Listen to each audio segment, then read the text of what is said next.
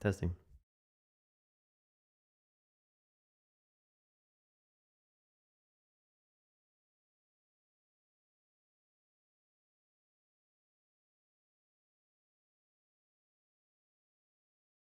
All right. Let me share a link real quick.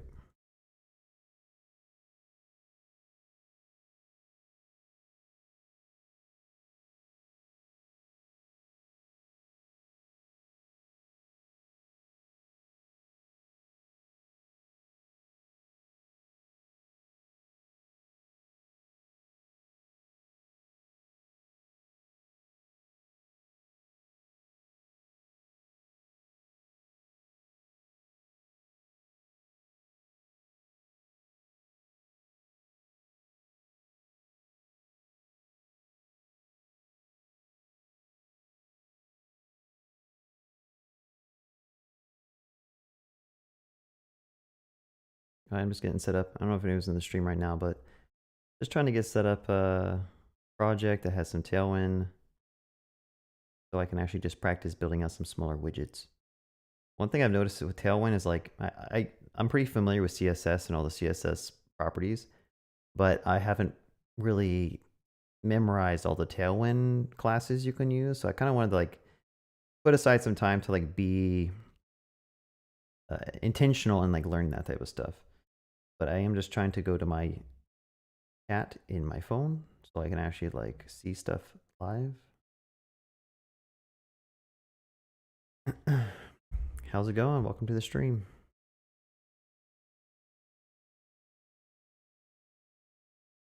All right, so I got this little app here. I'm gonna go ahead and just kind of gut some of this stuff out so it's easier to start building some stuff. I don't think we need like any of this stuff. This, delete that.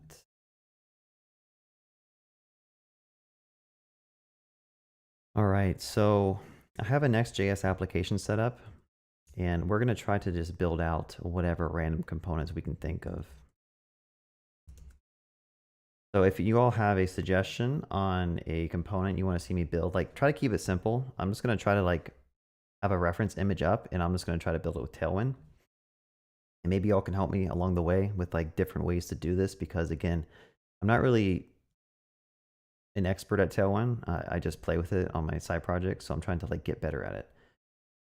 Welcome, Mustafa from Turkey.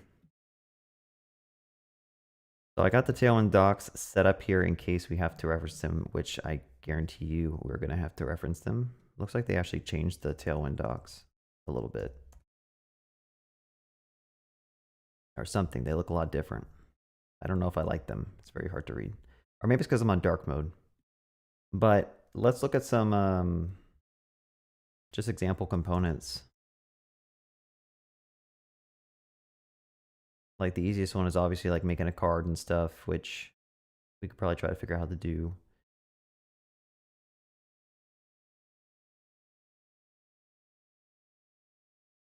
Sample dashboard. All right, so Posh POS says, so glad you found the T3 stack. Been having so much fun with it so far. Yeah, it's a really cool stack to play around with. I mean, it's like, it sounds like a brand new, like new thing, like a new piece of technology, but really it's just like an opinionated choice of what tech you could use, right? So it's like Tailwind isn't new. Next isn't new. TypeScript's not new. gRPC isn't that new. But using them all in a certain way together is kind of like really beneficial to your productivity, I think.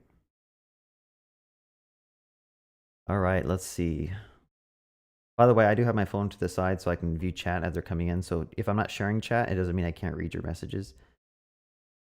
So Bishan says sample dashboard with drop-down side menu.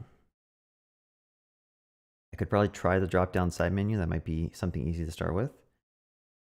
So yeah, we'll work on that next. So I'll just go ahead. I wish there's a way to like keep it on my screen, like what I plan to work on. So as people join the stream, they're not like confused what I'm actually working on. Bishan says, I'm one of the person who designed the UI for the page with Tailwind. Oh, nice. You designed this stuff? That's cool. Well, welcome to the stream, y'all. I'm going to try to build out a drop down So let's look at examples.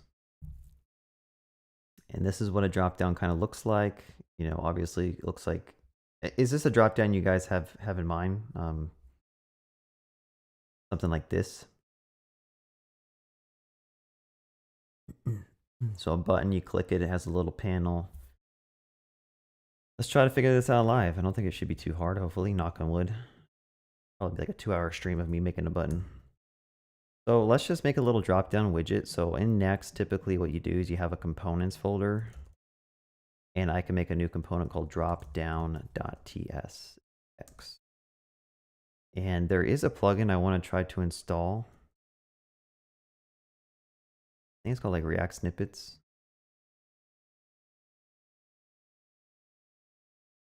Hopefully it works with Tailwind. I'm not sure. Let me try this one. I think it's this simple React Snippets.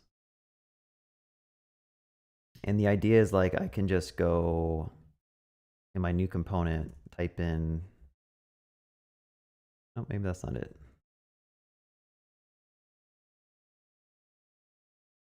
Class component, pure component, CPS. I think this is a different plugin.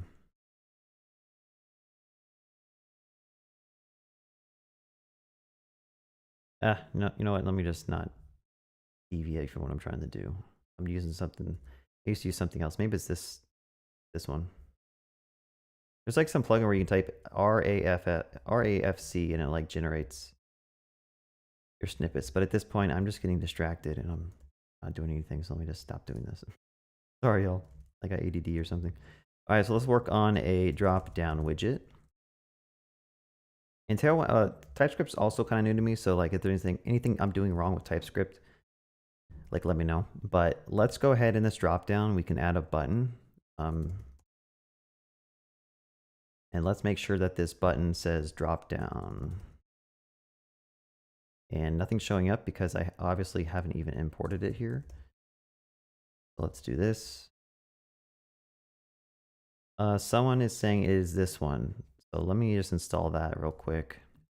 It's a new computer, so I kind of lost all my extensions, and I didn't want to just copy exactly over from my old test.tsx or FCC.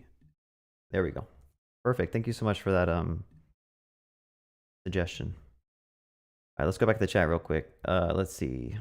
So anyone who's joined late, I'm basically just trying to rebuild some widgets. In this case, we're trying to do a drop down. In fact, let's just put this directly in VS Code if it lets me, so I can kind of like keep that on the page. And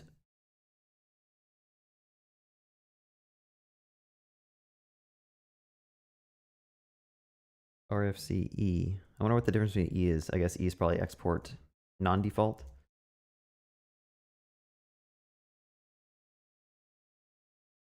Looks the same as RFC. React arrow function. React, okay, one's arrow, one's. Anyway, so we have a div here. And I had this as a button, and I got rid of that. So let me go back. This is what we're building. I need to have like a little caret, which maybe we'll install like a font library in a bit, but let's just keep this simple. So in the dropdown, it's showing up on the page now. Might be pretty small. We want to style it to make it like a little bit gray. So I believe there is BG gray 400 or something, and we can like make this look a little nicer. And there's also the ability to, I have to remember my head is in the top right corner of this page, so I might be blocking some stuff. When you hover over it, let's just have BG gray go from lighter to darker. I don't know what the proper UX stuff is. Is it darker the lighter? I guess I could find out on any other type of. Looks like it's usually darker to lighter. I guess it doesn't really matter.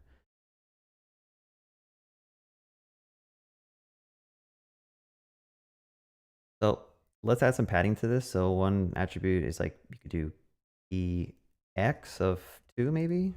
That'll add some padding to the left and right. It looks a little bit better. And then obviously the text. How do I do, let's see. I think it's like text white. All right.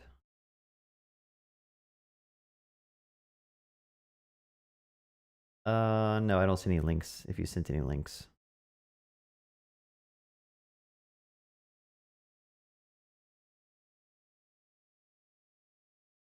What's up, Abdulrahman? I forget what we call you in Discord. Is it Abdul? But oh yeah, so you're saying I should use gray 300 or less for what? The default? Like 300 then 400? It looks good. I mean, the accessibility is kind of bad when you hover over it because now it's like white on white. But yeah, I think they have it darker.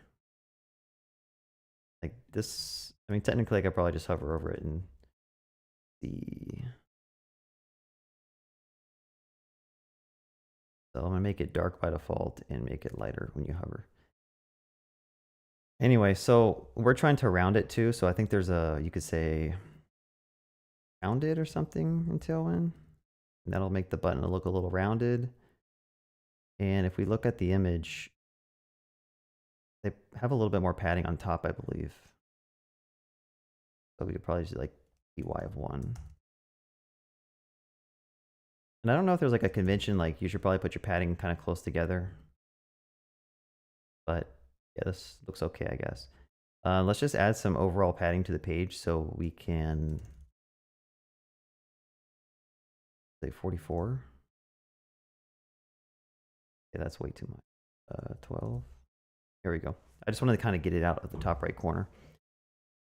So if you click on this button, we need to kind of add some functionality to show a panel, right? And we'll come back and add a little down caret. So how do you do that? Well, let's go to the drop down, and typically you have to use some type of state. So we'll say const is expanded, that is expanded equals use state. I'll say false. So by default, it doesn't actually show the panel below. Now to get this to work, what we're probably gonna have to do is we're probably gonna have to like wrap this in a div so that we can put a panel and have it not be displayed. So I'm gonna say if it is expanded, I'll go ahead and show another div, which we could like start styling as well.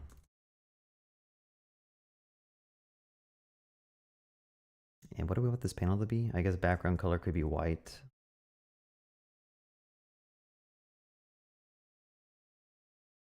How do they in the image?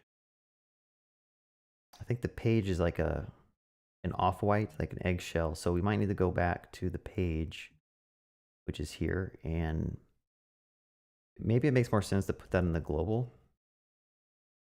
I don't really know. Let's just try putting it here. I can say background is gray of 50. And that did change the background, but it only changed it for my little app component. So I think maybe we have to like, we might have to go in here, do something. Or we need to apply it to the body. I mean, you could also do like H full, I believe, and that'll kind of expand this whole thing to be the full page. At least I thought it did, but I guess not, because why not? So H full makes, I think, the div expand to match its parent's height, but we probably need to just apply this color to the body, to be honest. So I guess the best way to do that is go to the global. And I think you could say body apply. Apply is like a special keyword you can do to kind of apply other Tailwind classes. So I could say BG gray 50. That do the trick? Looks like it did. All right, just figuring stuff out. All right, anyway, so we kind of got distracted with coloring the background color. So let's actually make it so you unclick this thing. You want to basically set this expanded to be true, probably. Or we could do a toggle functionality if you want to. Let's do this. And does anyone have any suggestions when you use Tailwind? Like at some point, these things just get off the page, and it's like very hard to code with. Is this just what people do and they buy like an ultra wide monitor and they just scroll over? I'm just so I've never in my most of my day job, like I never have to scroll because I think we keep our max line width to like 80 characters. Tina, yeah, I probably might come get my glasses. If you leave the room, like, are the girls awake? If you leave the room, like, just tell me and I'll come down and grab them from you from the stairs, but I can still see pretty good. I got my font size turned up pretty big. All right, so let's double check that this panel is actually showing up. So I'm gonna put some text here that says like panel. And it does look like there is a panel here. Like if I were to make this a different color, you could easily see it. Maybe I should do gray of 100 here. Okay, I think that looks better. All right, so what are we building? We are building this, we're trying to build this thing. So this thing has some border on it. So I think what we could do is we can go back to the drop down and on the panel, we could say border. And that adds a little bit of border to it. It's also a little bit rounded. As you can tell here, this is squared, but if you look at the actual image, they round the edges a little bit. So we could just say like rounded here. And there you have it. You got a rounded panel. Padding, obviously, we should add some padding. Probably want to keep it consistent like with the button, just so you have like a consistent look and feel. So whatever padding we use here, maybe we should also use here.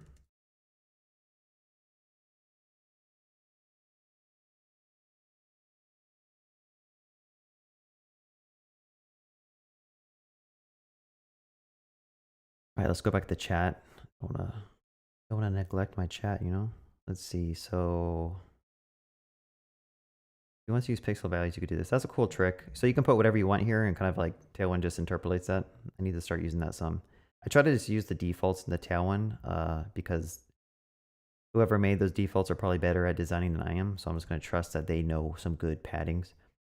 But yeah, I don't think people really use pixels. And if you wanted to do something like this, like if you need to customize it, I think what people recommend is you go to your global and you just define a new class here called like padding default, right? And you can either apply whatever padding you want. So I could say like padding top or P5, or I could say like padding is 10 pixels. And then I could just say P default, like wherever I want in my app, I believe.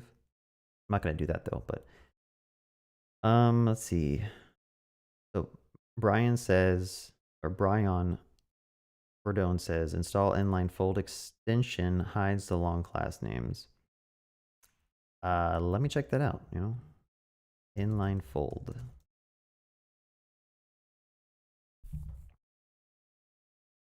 Is it this one, the 2000? Or is there like a Tailwind inline fold? I guess it wouldn't matter, it's just classes, right?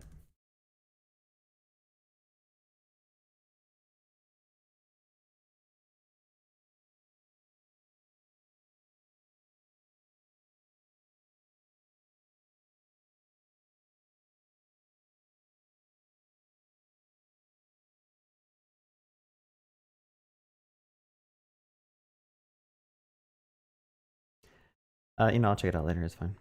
So let's go ahead and continue. I don't think I actually, what do I need to do here? So inside the image, they have some like, items. So maybe we can do some type of, some proper React component where we take in a list of options, something, and options will be an array of string. Okay, again, we are using TypeScript, so I want to go ahead and make sure that I'm passing options here, and we are going to pass it an array of strings. So this image has item 1, 2, 3. So item 1, 2, 3. Here we go. Make sure this shows up. Well, I guess it wouldn't show up because I haven't actually compiled it. But let's just go ahead and map. So I'm going to say, what did I call it? Options.map. And then for every option that we have, we need to create another div. I know people use like ULs and LIs. I don't know if that's better in terms of like semantic HTML. Probably is, but we're just keep it with divs. with Tailwind, it doesn't really matter because like everything's styled. Like everything doesn't have a style in Tailwind by default, I believe. So like even if I put the UL, it's going to look exactly the same as like a div and stuff. But let's just try putting a list item and see what happens. So I'm going to say option.name. Clean this up a little bit. I'm just going to put name here. Wait, it's not option.name. These are strings. So Tailwind would probably, TypeScript will probably complain I'm doing that. Missing key. So key could be option. Now this, I guess technically I should use index here because option is just going to have like potentially duplicates. I guess you shouldn't have duplicates, but let's just see. We got item 1, 2, 3. So now what we want to do is I'm assuming that they have some type of hover state. When you hover over the item, it changes it to blue. So let's try doing that. Go back to the drop down and let us style this thing. So I'm going to say class name is equal to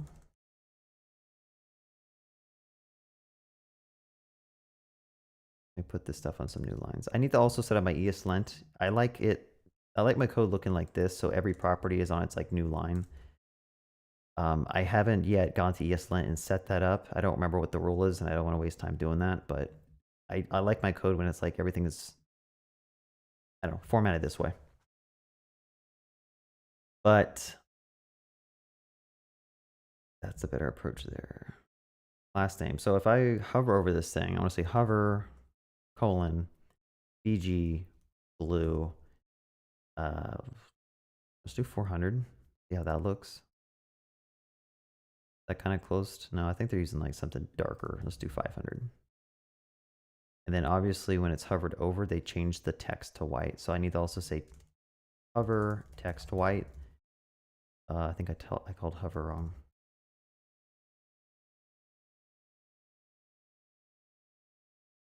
You know, it'd be cool if there's a way to have like TypeScript support for your Tailwind classes. So like you just saw I typed in hover wrong. I don't get feedback, right? So if there's a way to actually hook this in the TypeScript or hook this into some type of like static analysis to know when I type the incorrect Tailwind class. I mean, I guess technically you wouldn't know if it's like a real class because you can define your own custom ones, but some type of IntelliSense, maybe they have that. But anyway, so we could do some more padding to these items. Again, like we could just try to do the default padding. In fact, I'm not trying to do that. I don't know if this is a good approach, but I'm gonna go ahead and make a new class called like padding D default. And I'm just gonna apply padding X2 and padding Y1. Just so that like every component has a very similar padding. And let's see if this works. If I add that here, notice that the item has some cool padding. Also, let's do it here and there. Don't know if that's a good approach, but I think you should try to clean up code wherever you can. Now, one thing I noticed that there's no like cursor when I hover over these items. I don't know how to do that. It's just like cursor pointer. Cool.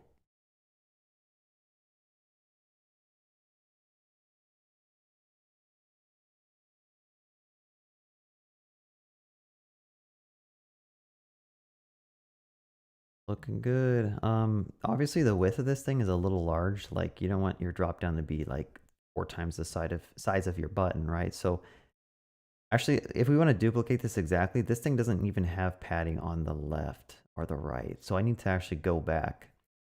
And maybe this is why you don't do something like this, because every component is going to be so unique. So like this doesn't need any padding. Or this one doesn't need any padding X, I believe. The panel, just keep it blank. And go back here. We don't need that. Just changing my mind on stuff. But the thing that does need padding is obviously the item. Okay, so this looks a little bit better. You know what would make this stream probably better is if I do this. Let me try doing something real quick.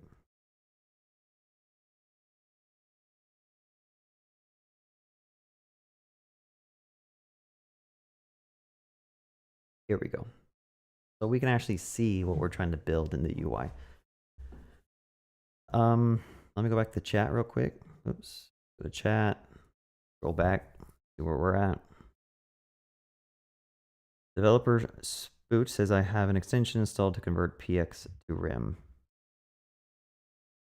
That'd be interesting. I don't really do much front end pixels, RIM, EM stuff, so I don't really know when you're supposed to use one or the other. I know a lot of people just use RIM or EM, but I'm not sure. It's this comment. So developer says, pretty sure that says VSC. Are you talking about the Tailwind auto highlighting if you use something wrong?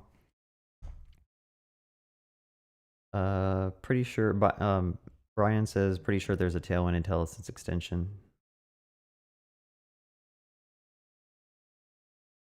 Is there any questions here? This stream has perfect timing. I was planning on messing with Tailwind today. Oh, cool. Well, lucky for you, you can watch me struggle with Tailwind. Although I think I'm doing pretty good. Like a lot of the most generic classes that you use all the time, like it's pretty easy to memorize those pretty quick. The thing I have issues with is like the flex box, the centering, the right, the left, the grid gap. I need to memorize those. So if someone has a component after this one that kind of really focuses on like layout, I think that would be really great for me for practicing. Let's see. Trying to read through some stuff. I don't know. Do streamers typically like read these things out loud? Alexander says IntelliJ has a community version for free. Developer says, Brian, yes, IntelliJ is paid. They have a limited free version. It's just the one I use since they have access to a student, but there's other free ones. Yeah, I've always been wanting to kind of check out WebStorm or IntelliJ to see like, is it a better coding experience for web development? I like VS Code because it's like so quick to just install extensions, but I'm assuming that these other IDEs also have plugins and extension support. And sometimes VS Code's slow because I think it's using Electron and obviously JavaScript's not that fast. So using an IDE that's actually built using like C# or C++ or some type of lower level, faster language, I think would be a better thing to do. I think we lost support for the cursor. So let me go back here and say cursor pointer. All right. Developer says, yes, streamers do read them out loud. So I will try to read out these comments. Do they read out every single comment or just the ones that they're about to like address or talk about? I'm a stream noob. All right. So let's add in the carrots here. And let's try to figure out how to do that. So I've been using React Phosphor. As you can tell, I made meatballs last night. Those are the recipes I was looking at. Be careful of my histories, huh? You know what I'm cooking every night. There's a bunch of different icon libraries, I guess. I'm using this one on a side project. I don't know what the best library is. Usually I use Font Awesome, but this one has been pretty easy to just like install an icon and use it. So I might just do the same thing here. Go ahead and add this one. And we can kind of use it. Go ahead. There we go. Close my debugger. You guys don't need to see that. So to use it, let's just go ahead and import this. And let's see if we can like get an icon to display. I might need to install a, do they have types declared here? It might just come defaulted. So let's look at the dropdown. So inside the dropdown itself, which is this, we need to display an icon. So let's go back and we see an icon display. So that's kind of working. But let's go back and look at the actual list of icons that they have. And let's see, do they have a search bar here? Or icons? Search bar. We want to look for carrot. That's called a carrot down. Or maybe it's called a chevron. Chevron.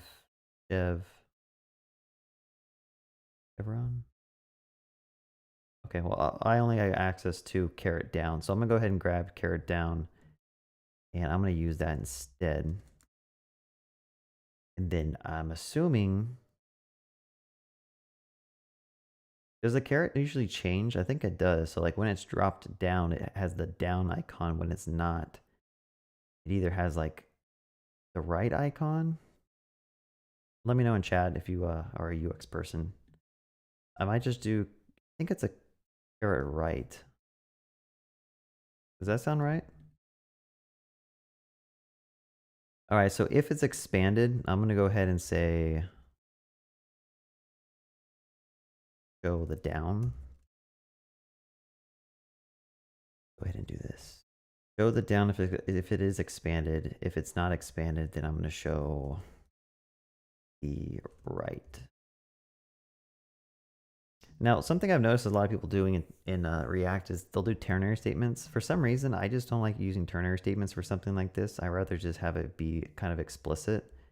Easier for me to understand and read, but I know a lot of people would have just done a ternary here, but I think it makes the code a little bit more complex. But that's just, you're welcome to try to change my mind. And one thing that I've learned in my day job is we try to keep these components as dumb as possible, and like they shouldn't need to know about, like they shouldn't be coupled to like the naming of the internal state. I don't know if I'm gonna explain this well, but basically instead of having these be is expanded, you can make some type of computed like show caret down is equal to is expanded, and show caret up could be, or show caret right is the opposite. Now, is this a better approach? I don't know, but when you read through this, it just makes more sense, but you don't care how it's like set, right? So it's just like kind of decoupled from your internal logic. And if you have a more dumb component or this stuff comes from external state, like, I don't know. That's what we do at work. It seems to make stuff a little bit cleaner, but it probably doesn't matter. Let's be honest. So I put the carets inside of the button. And when you first load the page, it doesn't show the carets at all. So why is that? Is expanded, set is expanded. This button should have at least shown the caret right? Does that sound right?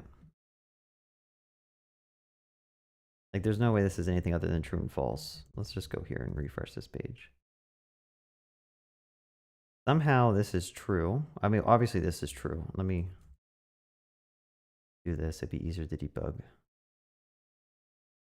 So is caret down is false, is caret right is true. Okay, so is caret right is true. Oh, I know what I'm doing. What am I doing? I'm sorry, y'all. I've just named this poorly, so I'm getting myself confused. So maybe I'm just making this overly complicated and I take back everything I just said 5 seconds ago. Maybe you shouldn't do this.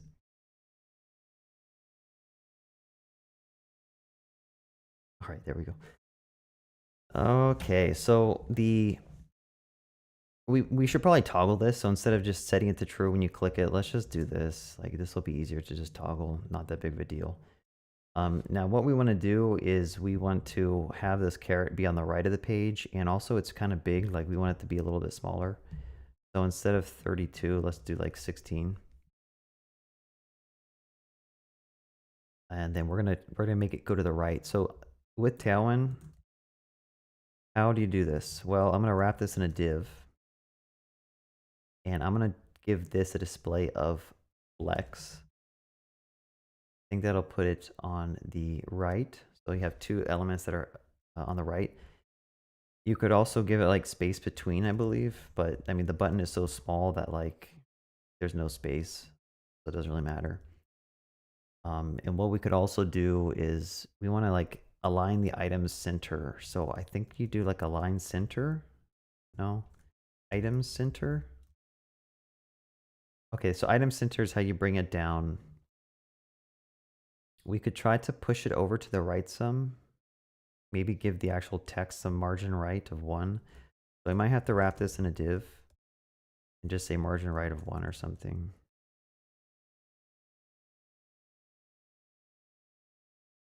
Okay, that looks a little bit better. And what else do we need to do? Oh yeah, we got to add that caret inside, and obviously the panel, it looks like it's kind of spaced apart. So like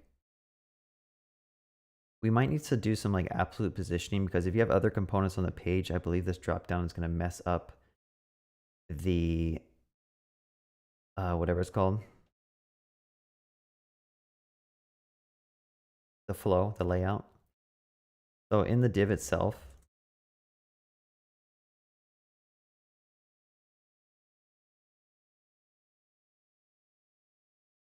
let me take a second and think about what I'm trying to do. I'm trying to get this position like relative so that I can give this position of the drop down panel absolute.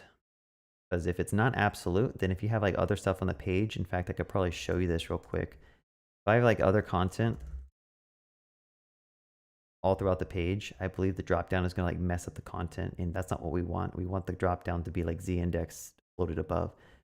So I'm going to go ahead and figure out how to do that. I think I just need to give this like position of absolute, and that will make it so it doesn't mess up the layout or flow of the page. And I don't, since we gave it position of absolute, I mean, I think we could probably do padding top or something of something. I don't think padding works for, let's do margin top. Okay, margin does work. So we'll do margin top. That looks better. We should probably give it like a fixed width of 20. Play around with this. No? Okay, 40. Okay, that looks pretty good. There is more. If you look at this image, there's like way more padding between the first item and the top of the panel. So let's just double that to like padding Y of 2. And then somehow let's get that chevron, or that's not even a chevron, that's like a triangle. So how do you do that? I mean, you could do some type of SVG, but the fact is that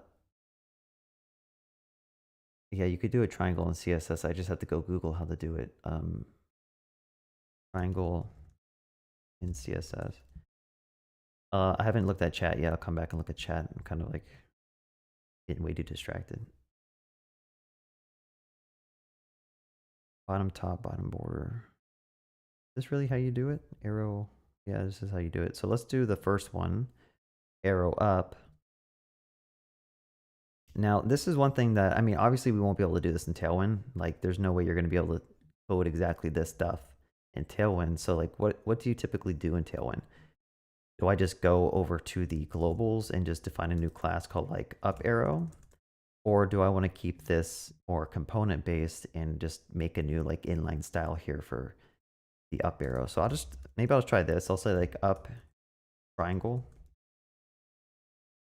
is a component that returns a div that has some styles on it.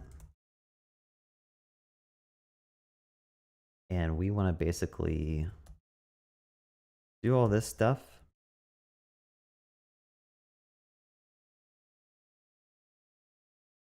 Yeah, I don't know if this is the best approach, but hey,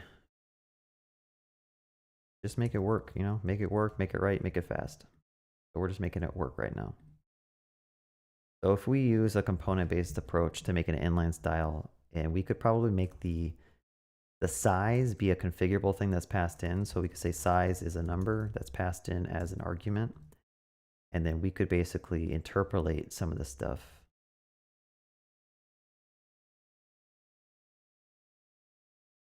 How's that look? Let's see.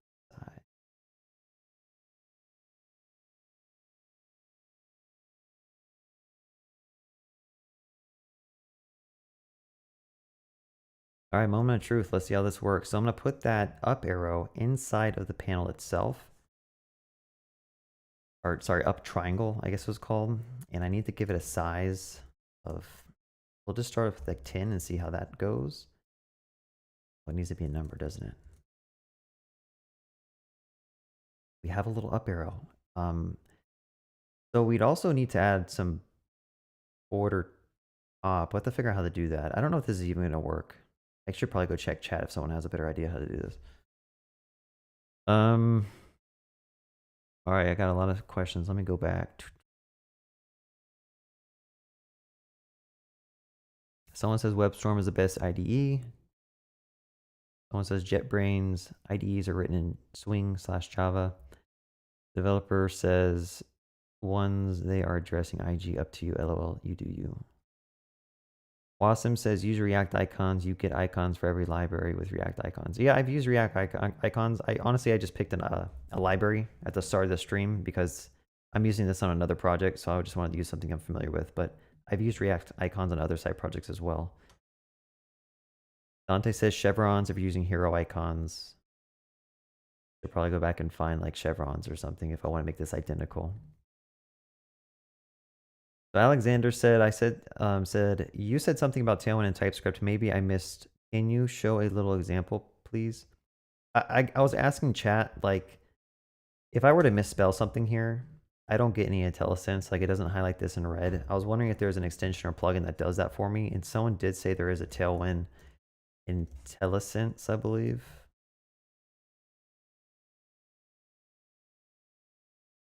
Which I have installed.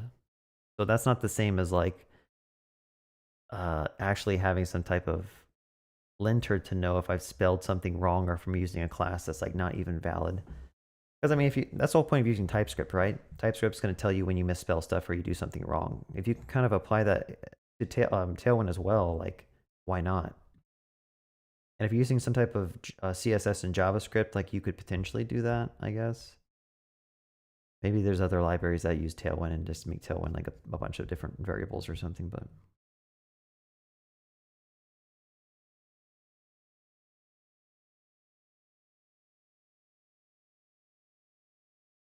Fishy says, does declaring... Oh wait, I skipped this person. Developer Spoot. I try to balance efficient code, lines of code, and readability. So personally, I want to have 2 extra const for the carrots. Yeah, let me readdress this point. So the main point of what I was saying is like try to keep your components logicless and not have much logic in component.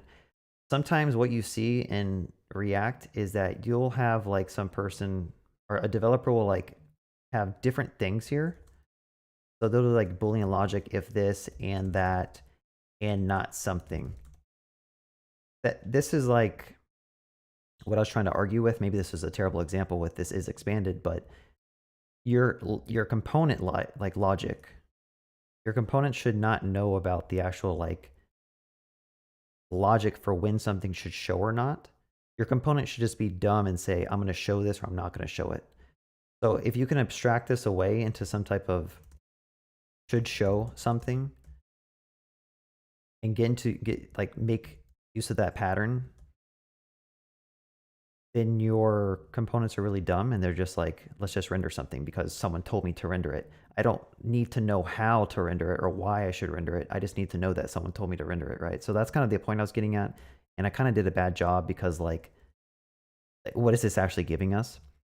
But I'm in the habit of like anything that's logic for showing or hiding components or doing things in the UI, I try to abstract that away so like I don't have to know about it.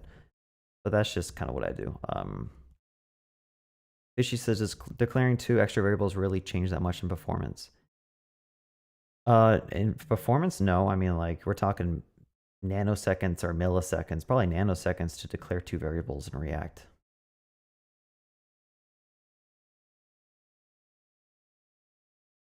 Developer says, no, but I try not to have extra lines of code. Yeah, I mean, this all just boils down to personal preference, but I just did a bad job explaining what I was trying to, like, conceptually do, I guess.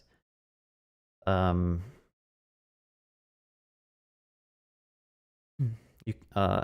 Rahman says you cannot optimize performance, clean coding, whatever. This is programming. Yeah, I kind of agree. Just do whatever works best, but at some point you got to slow down and like double check what you're doing to make sure it's not becoming unmanageable. Because I think people seem to really care about performance for some reason. Performance is not the important thing. When your project gets really large and you have tons of developers pushing code, making sure that code is manageable and clean is the highest priority, right? Because you want to be able to ship as many features as possible to users. And typically users don't really care if it's like 200 milliseconds versus 300 milliseconds. Now, if it's something super slow, then yeah, you should probably make it performant, but keeping your code manageable and clean is probably the highest priority. He says use clip path to make a triangle. There is a clip path online generator.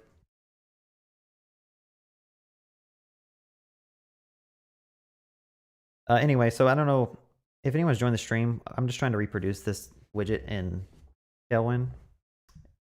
Obviously, this stream has been going for a while, so it's taken a while to do this. But we're trying to work on this little triangle here.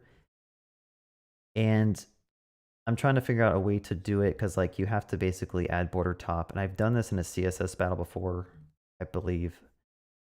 So one thing you can also do is like you can actually play with the elements here.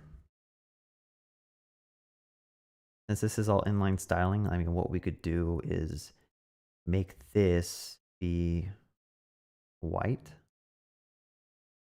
And we can move this up some. So position absolute.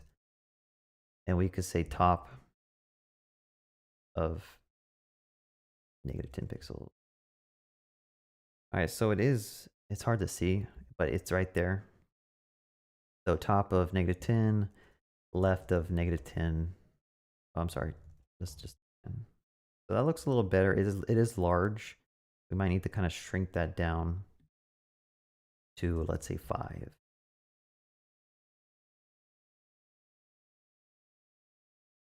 Which means you got to bring this thing down too. So let's see if I can actually like drag this.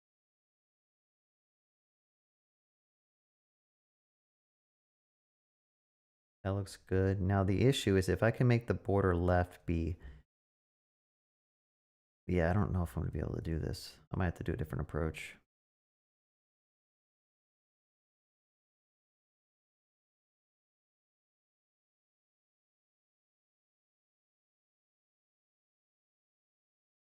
Yeah, I don't know how to do that. I'll be honest with you all. I don't know. If anyone knows, someone said clip path. I'm just not sure if like CSS triangle. No, I do know how to do it. I'm gonna hack this together. This is we're gonna make this work. So I'm gonna go ahead and copy some of these things I had to change. I'm gonna go back up to this. Go ahead and put some of this stuff in.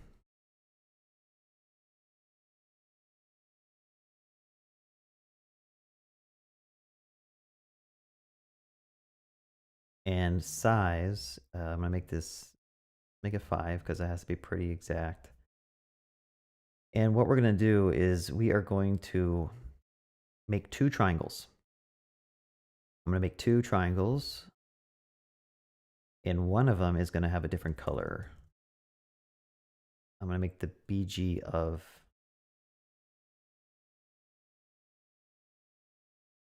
do the gray.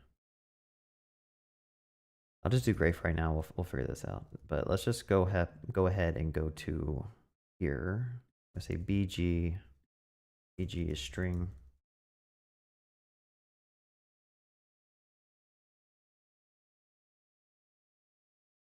Let me go back.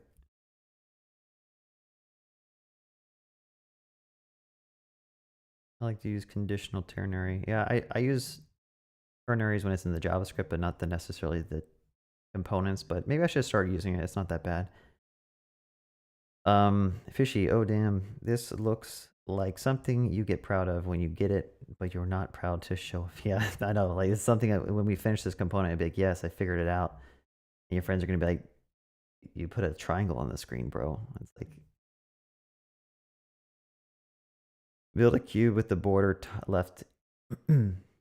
Oh, hello.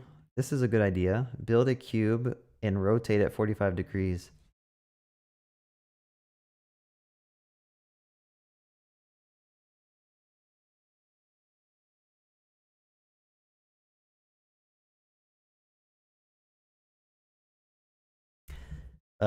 Some people are just really smart. That's a good idea. That is a great idea. Let's see if we can do that. So he's saying like instead of doing this triangle stuff, let's just make a cube, rotate it, and give the cube some border. It's like my mind's just been blown right now.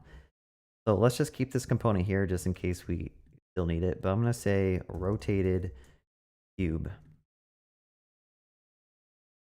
I'm gonna say up triangle version 2. And we're gonna make this a cube. So we probably need border left, border right, but I think I can say transform rotate 45 DEG, which will rotate it. And then we need to give it like a width of, let's do this, size. Make it square. This one, I think the border just needs to be like 2 or something. I'm gonna have to figure out a way to make this like match with Tailwind, but I don't think I need background.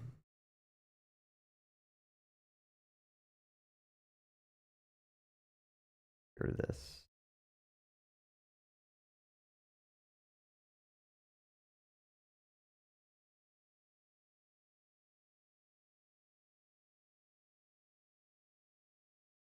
Oh, white is not defined. Okay, let's put that in a string.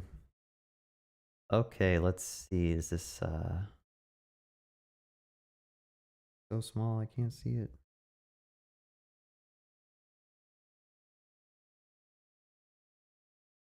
Play around a little bit with the styles here. And we want to make this gray. Gray. But it's not going to be bordered by top. There we go. Border top. Do gray for both of those. Let's resave this page. Refresh it.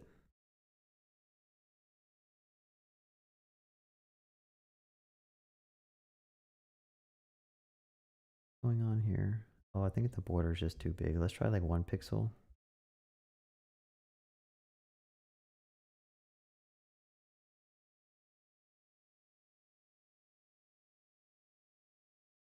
So I need to figure out like what is the actual color of the Tailwind gray. Where's my other sidebar? Like, you know how you get like the compute? Oh, it's right here. I don't got much real estate right now to find stuff, but I just need to find what the border is, which is this gray here. So what we're doing right here is kind of like really specific. So I'm kind of like getting out of Tailwind. I'm getting more into like CSS, but we are just going to try this and see what happens. Move it down some.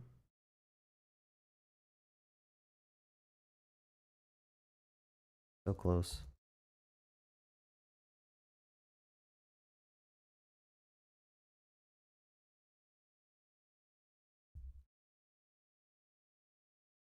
Ours looks smaller, so let's go back to, let's make this like 8 or 7. This is a really brittle component, let's be honest, but this is a really specific widget. So like we'd have to bring that up a little bit. That's too high.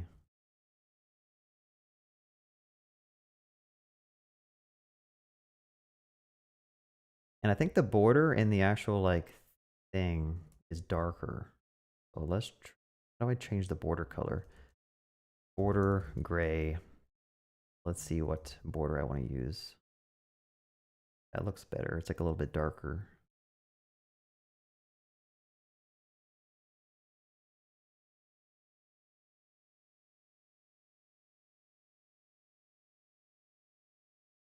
I'm gonna make this into a variable here, just so that we're not like duplicating some stuff. You know, I could just make this whole thing.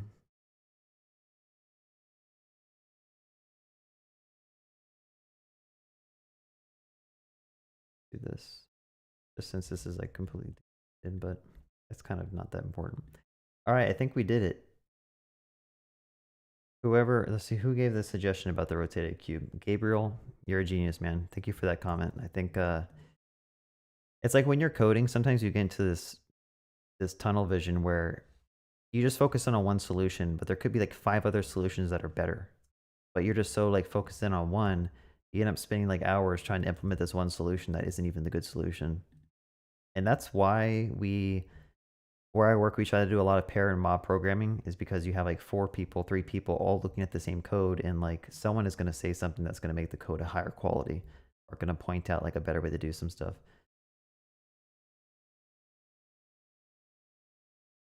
Go ahead.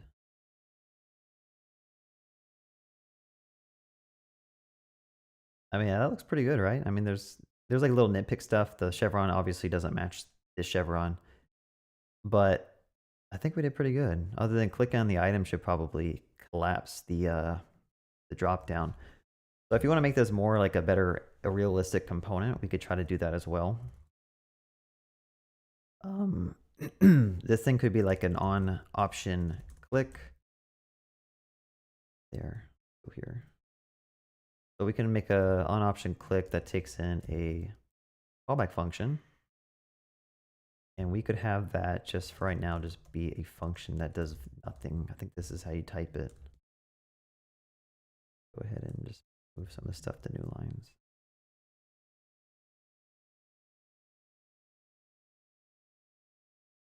I really need to find the ESLint. I'm sure I have another project somewhere where it's like set up correctly. No, I could also do this, like,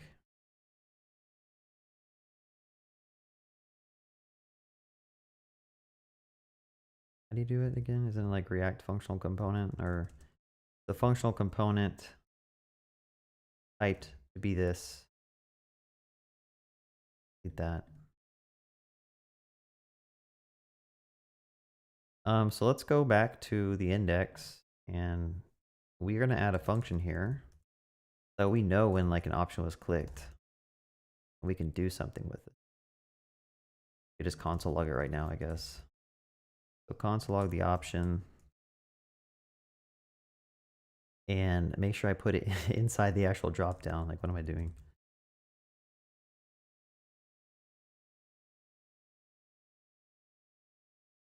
Option any is not assignable to, oh. Go back here. This needs to take in an option, which is going to be a string, right? So now, like, when I click on the thing, it should show it. And we want to make sure when you click on the option here, on click, we're just going to basically call that. And we should see some console logs. I'm going to check chat in just a second. I've been kind of neglecting chat. But if you click on the option, it goes item 1, 2, 3, and it prints out to the console. So now we have like a more reusable component we can use outside of it to actually get some cool stuff. So one last thing we should probably do is auto close the menu. So we're just going to add some additional logic to kind of before you click on the option to close it. So I can say set expanded to false. So now when I click on item 2, it just goes away.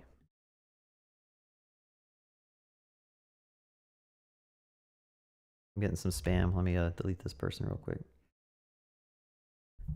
I don't know if you should report or remove. I guess if you report them, it might just ban them. Put user in timeout. Hide the user.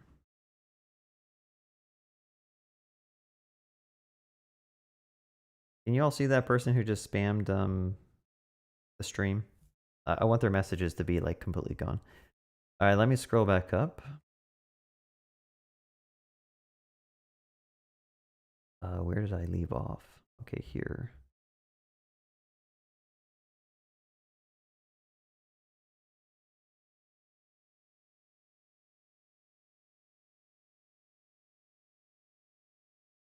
So Smith Chris 10 says, y'all really like Tailwind? I think it really dirties up the HTML and makes theme creation virtually impossible. Yeah, I mean, like, you always have to go back to what your business needs are. Like, do you actually need a theme? Do you want users to be able to kind of change how your application works and select like multiple themes? If so, then like I'm sure, I guarantee you there's solutions in Tailwind to like dynamically change. Like in Tailwind, you can do dark mode, light mode, and you can change the entire look of your application. So I'm assuming that there's a way to kind of abstract that away and do the same thing if you wanted to change your themes. But yeah, in terms of like, do we like Tailwind? I find it really a lot more productive than the alternative, which is having separate CSS style sheets that I have to keep bouncing back and forth between. And then additionally, like if you're using CSS or Sass, you end up having all these different style sheets, and it's hard to find exactly where stuff is getting styled from, versus when your styles are inline. I know like that's a bad term to have inline styles, but that's kind of what we're doing here. We know exactly where to look. There's no other place in the code base that could potentially be messing up my panel. I know that if my panel is not looking the way it's supposed to, there's only one place I need to look, and it's right here where the panel is being displayed. All right, so that's like the main benefit.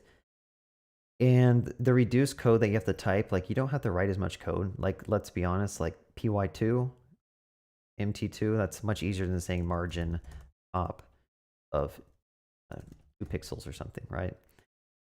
And it also gives you, the thing I really like about Tailwind is if I can go and find some Tailwind components free. Like, this is the coolest thing about this. Typically when you're using components with like, I don't know, let's see if I can find an example. Can I see the code? Oh, the code. If I wanted to reproduce this site exactly, I don't need to install style sheets. I don't need to like set up any type of other libraries. I just copy and paste this directly into my app, and it's going to have the exact same styles as what I'm seeing here. And I think that's a really cool thing because you don't really get that often with like HTML snippets unless the HTML has inline CSS. I kind of like that. But yeah, again, I'm still trying to formulate my opinions on Tailwind, but so far I feel like it's made me more productive. But I don't know how it scales to a larger scale project. I haven't worked on a large scale project with Tailwind. I just done side projects with it. So does it scale when you have 10 people's all pushing code? Probably, because you just have smaller components that abstract away all that stuff and usually have like a design system. All right, Fishy. I don't know if this stuff was all about the box rotating.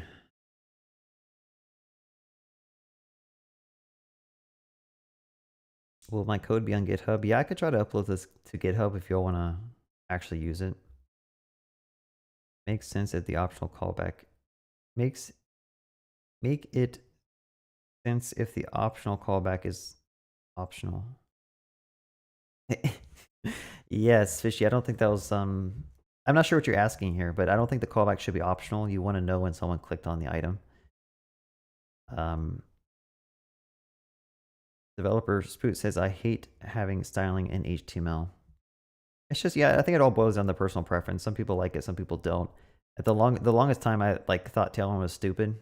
I'm like, why would someone use this? Like, we're just kind of renaming all of the CSS classes. But then you actually start like building something out with it, and it's super productive. I just feel productive. Kyle Pollock says, dirtying up the HTML is nonsense in my honest opinion. I'd rather be able to know exactly how an element is styled without tracking down multiple separate style sheets and tracing the whole cascade personally. Yeah, that's kind of what I talked about, and this is spot on. It's like, I'll repeat it again. Like, if there's something wrong with my dropdown, there's only one place in my code base I need to look. There's not like 1,000 different style sheets I need to kind of figure out where someone might have put a import keyword and kind of overwrote how this dropdown looks, or hacked on some padding to the dropdown, and I can't get it to like not go away. And you end up wasting 2 hours looking through all your CSS to figure out like where this stuff's being applied. As you can tell, I'm speaking from personal experience here. And agreed, it's just you feel more productive using Tailwind. I'll just be honest. Fishy, yeah, I think it solves a issue a lot of code bases have nowadays, where if you want to see an implementation, you follow the infinite amount of links and never come to the actual implementation you're looking for. There we go. Is there another component you all want me to build? I think this dropdown is pretty much done. While you guys think about another component, again, I wanted to practice.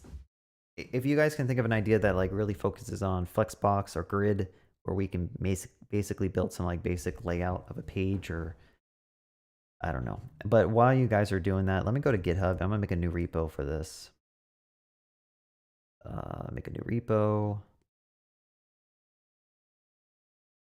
You know, one thing I never really spent time learning is like how I can actually just like convert this whole project and push this to a repo. Like if I were to go and like, I didn't make a GitHub repo and clone from here. I just created a project.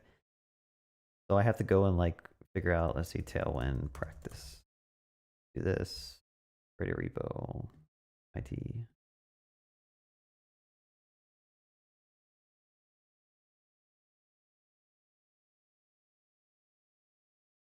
How to, I think I just need to set up a remote probably. Git remote add origin. I think I do this maybe. Git add all git commit initial commit working on the dropdown. Git remote v git push origin. Wait, what branch am I on? Git push origin main. Hopefully that works.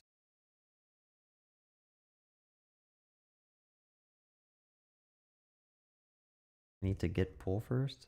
Watch it just delete like everything.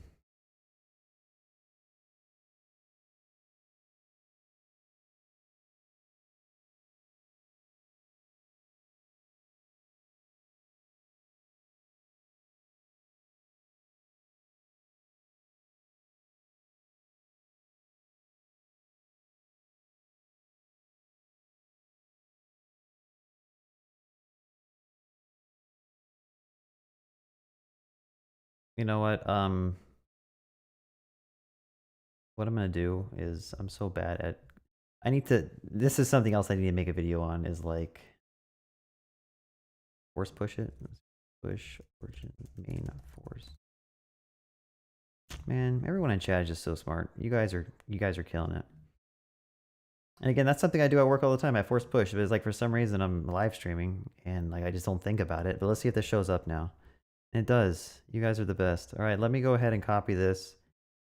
Paste the link. Yeah. So can you make a dynamic form with Tailwind React? Seems like let me think about what you mean by dynamic form. Gabriel says create two states placeholders in selected. Replace the name dropdown with placeholder. And when selecting, replaces with selected.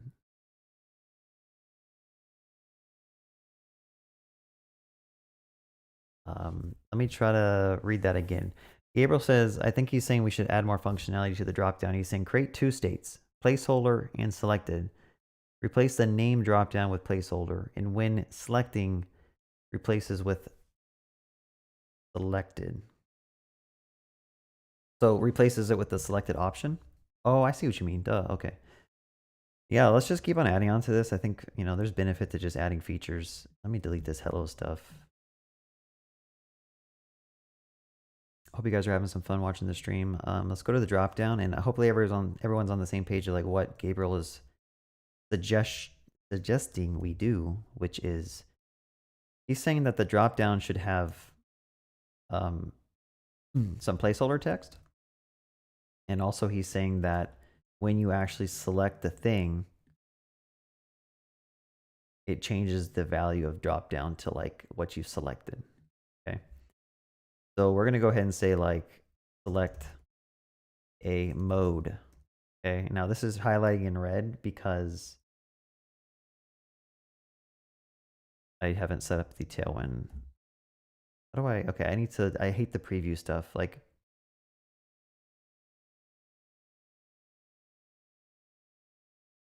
I need to figure out how to turn that off. VS Code, disable, go to implementation preview.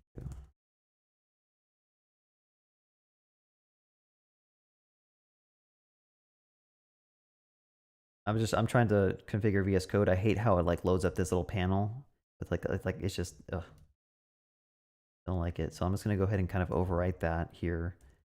Hopefully it doesn't do that again if I change this. Let's click on drop down. I go straight to it. Okay, that's much better. And we want to add placeholder is a string. Placeholder. And I need to keep track of, actually, first let's actually show the placeholder. So obviously I just need to interpolate placeholder here. And now it should show, select the mode. And then I could basically say like dark mode, light mode. How about that? So now we have two modes, and the user clicks on one. We want this placeholder where it says select the mode to actually change to be the item that you selected, right? So the state of the dropdown should overwrite the placeholder. So, instead of placeholder, I'm going to call it default text.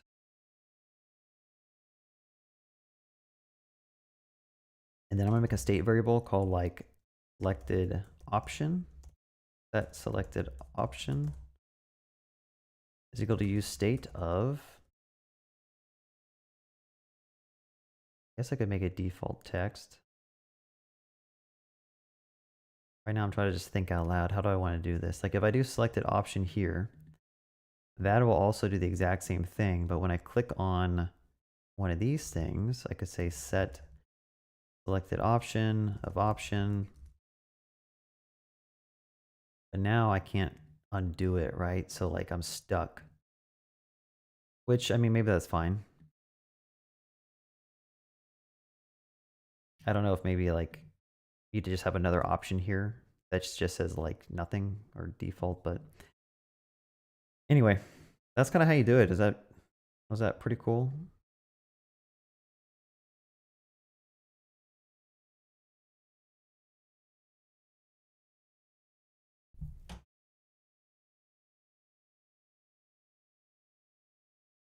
Integration with Google Maps. I never actually used Google Maps before. That might be interesting. That might be something for a different stream. I was trying to keep it like super simple with like just generic widgets.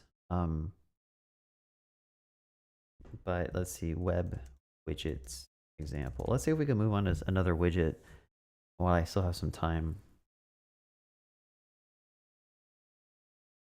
By the way, a little plug. I recently set up a Patreon, so if the stuff I've been producing has been helping you learn how to code at all, feel free to think about supporting me however much you can on my Patreon. The link should be in the description probably, or the description somewhere. I don't know.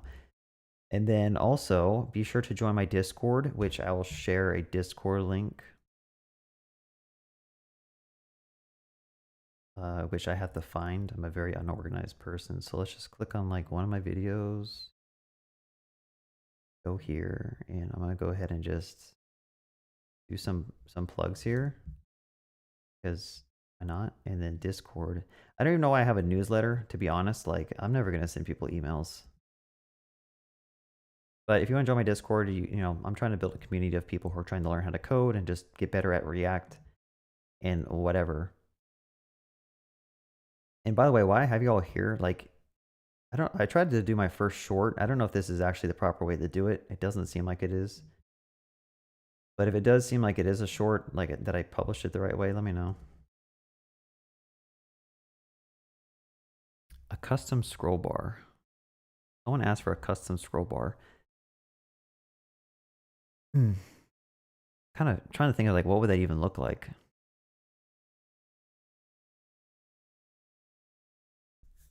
Because I don't know if there's a way to like even hide the default scroll bar. I guess you could.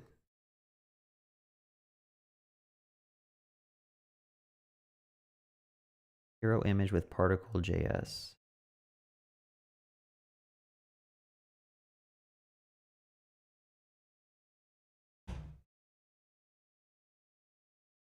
Yeah, I've seen this library before. It's pretty cool.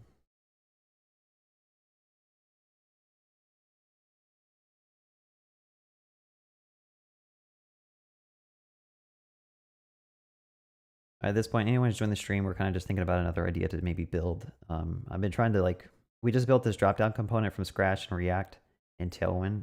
But again, this stream is for me to practice Tailwind, so let me not get distracted with particle.js. Like this has nothing to do with Tailwind. So I'm trying to keep let's just go find other widgets, web widgets. Let's just do a card. That would be good practice. I'm just going to decide to do a card.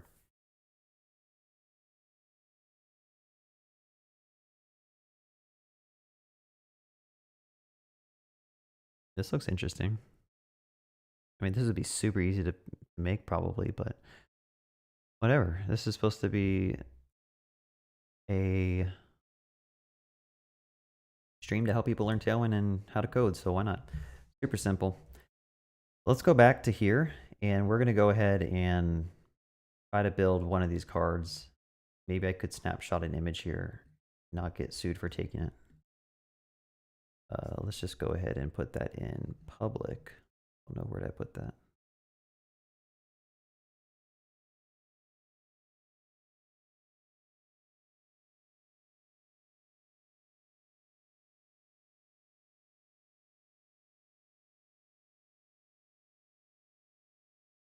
All right, so we're gonna try to just build this real quick. It shouldn't be too hard. So I'm gonna make another component, and we could try to build out a. Yeah, tabs would be cool. Let me just try this real quick. This should be like super easy to build, but I'm gonna make a new component called bolt.tsx. And go ahead and try to build out that. So on the main page, let's go ahead and import this. And if you look here, right now, I'm just going to go ahead and hide the drop down. We don't need to show the drop down anymore. So this looks like it's like a little card. I think Tailwind has built-in card stuff. I think it's like mainly shadow, but if I could change the background color of the entire page to that blue. Okay, we got a cool little blue going. By the way, if I'm switching screens too fast, like let me know. Sometimes I go too fast and I might lose people. But well, let's try to build a card. So inside Bolt, we are going to put that image. I think you could just import it directly. I know I'm using Next, so technically I could use the image, and I think you have to have like an alt here.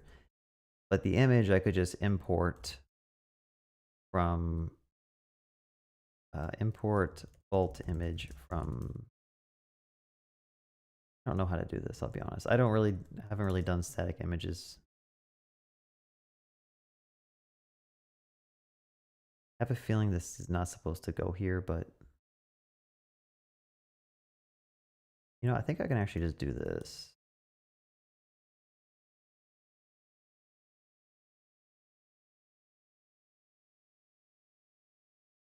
Like so many different ways you can import images. Images is not defined. Bring that in. Hopefully that works. You might not have to have the leading slash. Must use a width and a height or layout fill. I haven't really looked too much into next images, so I need to like spend some time doing that as well.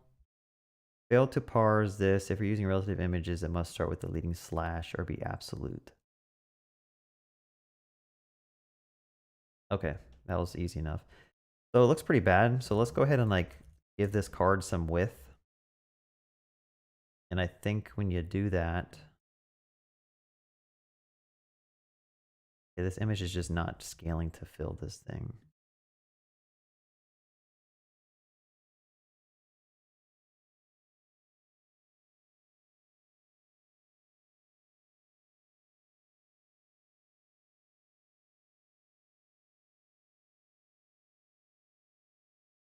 Okay, next image. If anyone knows and you're familiar with Next, like give me a quick walkthrough of like how I can easily just put an image and have it scale in to the card. Like you think this would be super simple to do, but I understand they're trying to do like all this optimization. Grow in both X and Y axis to fill the container. Okay, well my container, I mean, am I crazy here? The container has a fixed width, I thought. So if I look at the actual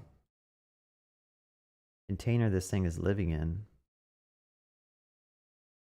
has a width of 20, which probably isn't even valid. That's probably the issue. No, it is valid. Width of 20.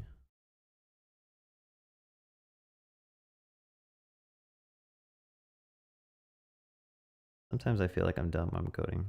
Like something super basic. Like if I wasn't using Next, like this would be trivial, right? Like I could just stop wasting time. I'm just gonna put some fixed width on this thing. This is how you do it. Layout, fill. Bro, why is this so hard to do? Like, I know someone in the chat knows exactly how to do this. There, screw next image component. Let us go ahead and just make this thing have Tailwind width of full. I think that'll expand the image to match the actual container, which in this case, we can just do this. Sorry for wasting your time. For wasting too much time on that little image thing. Why is this complaining? Oh, this is saying I should use the image tag. I'm good. I'm going to pass on that. Let's just go ahead and add some padding to this. This looks like it has like eight padding around it.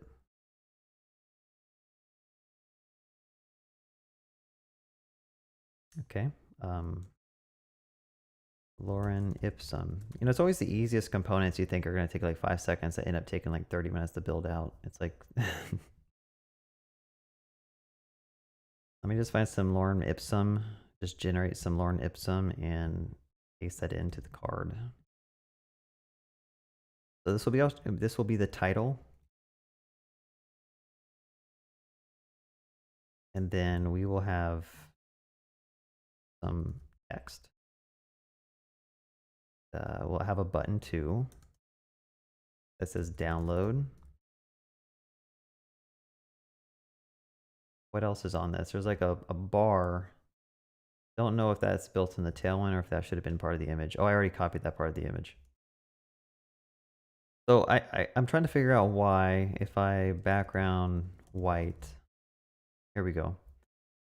So let's try to make this thing larger. I'm going to give it like a width of 44. And zoom out just a little bit. We're going to try to style this thing. Go ahead and close that. And then we're going to go ahead and add some class name, text. To make the text larger, like there's a bunch of built-in like text Tailwind things. Do that, and I think there's like text bold, font bold. There we go. We're going to make it our own a little bit. Go ahead and give this some margin bottom on the image. Margin bottom of 4. Let's give this some more width. There's something with 60. Text center. So it looks like most of the text on this thing is all centered. I want to say text center. And then I give this some padding as well. I can copy this whole class and give this some margin bottom 4. And let's just go ahead and get rid of the font bold on this. And this can be a font, I guess large comes before extra large.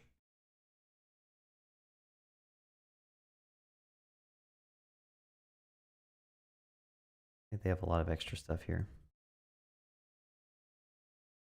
And then the download button. So the download button has a background blue of like 400 probably. Text, white, rounded, padding Y of 2, padding top of 1. Sorry, padding X of 2. In fact, they make theirs full, so I should probably say width of full, and that should expand the button to be the full page. And then we could say some margin bottom of 8. And then we could padding Y of 2 as well. And we don't need padding X over here.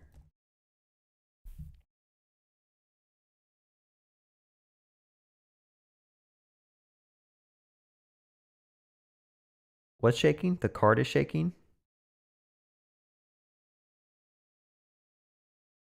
I mean, that looks pretty close, other than we probably need to make this all caps here. Download.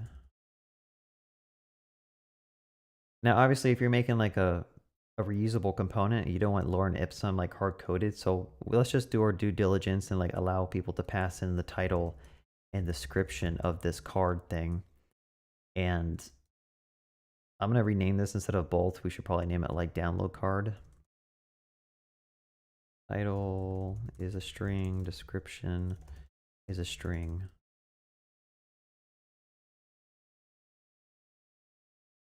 I'm gonna call this download card. And then I mean obviously the action text could be a string as well. In fact, let me just call this button text. Okay, so Just doing a little bit of refactoring. I thought of a better name to like name this thing. Call it the download card. In fact, this shouldn't even be coupled to download.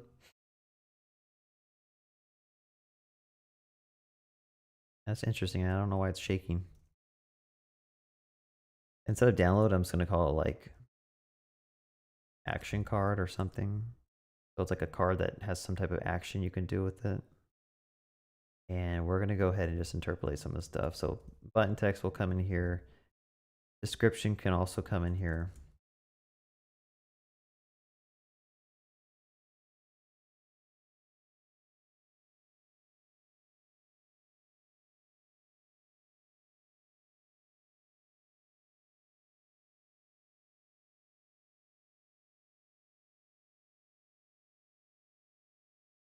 Description is going to be some lorem ipsum.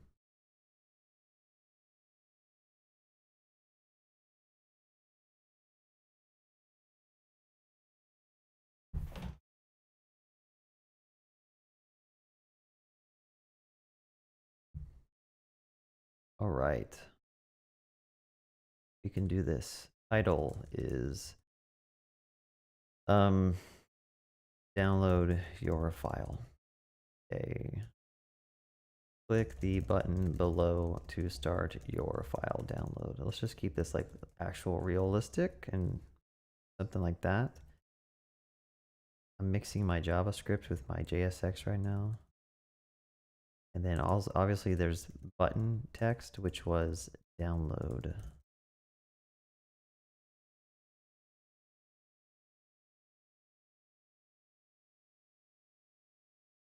Google's asking if I want to translate Latin to English. That's crazy.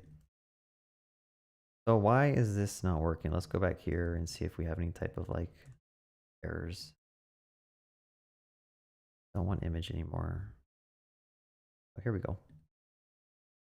Although I think I forgot to interpolate something. Title. There we go. All right, there we go. We made this little card. I thought this would take less time than it did, but hopefully that was fun to kind of build out with the stream. I don't know what we really learned from this. So I guess we should do like, what are the takeaways? We learned how to change the size of the text. You can do text large, extra large, medium, extra large 7. How to make some stuff bold.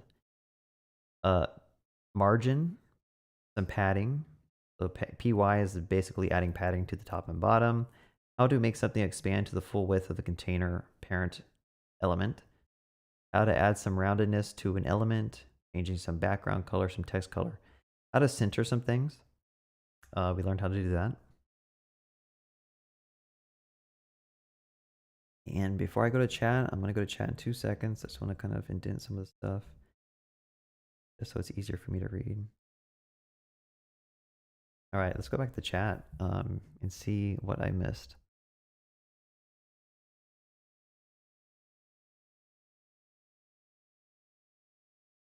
So it's just the card that's shaking? Maybe it's the background color that's like making some type of optical illusion. Like if I made this red of 500, is that still shaking for you all?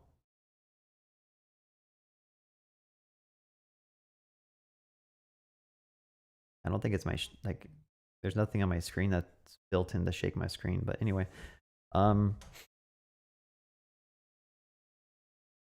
Amindu says, what is the FC thing? I'm new to React. So FC is a type that you import if you're using TypeScript, where you can basically tell TypeScript that you're using a functional component. And you can basically pass it a generic, which basically allows it so that anywhere else in your application, like if I were to accidentally forget to pass in something that was required, this thing is going to highlight in red and my project is no longer going to build because I'm not passing something that's required. So it just helps you, you know, tell TypeScript to really like double check your code and stuff. You can make stuff optional too. So if I didn't want button text to be required, I could just do that and make it optional. I think you could also just say like undefined or null, which is, I think, the longer hand form of doing the money sign or the question mark. ctacar.txs. It's just a TypeScript type Do define the props overall, yeah. Yeah, I would say TypeScript is definitely worth learning. And in fact, you don't really need to know too much about TypeScript to really like start using it. Like you could probably build an entire application just using this alone, just typing all of your functional components if you're using React and just getting that extra help to make sure that you're not passing something incorrectly or that you're passing everything that's needed. Sometimes you're going to run into some issues that are like really esoteric and hard to debug with TypeScript. And hopefully you don't run into those, but usually it's when you're dealing with third-party libraries and they have like a certain way that you have to call stuff or certain things you need to pass in. Like when you're using TypeScript with React, one thing that you're going to run into, which is kind of confusing if you don't really know TypeScript, is like, let's say you have a button here. I'll call it onClick.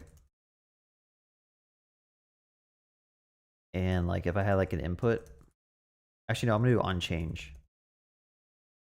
Sorry, I'm like getting distracted. We're not really building anything, but I feel like this is important. So someone asked about like, why would you want to use TypeScript?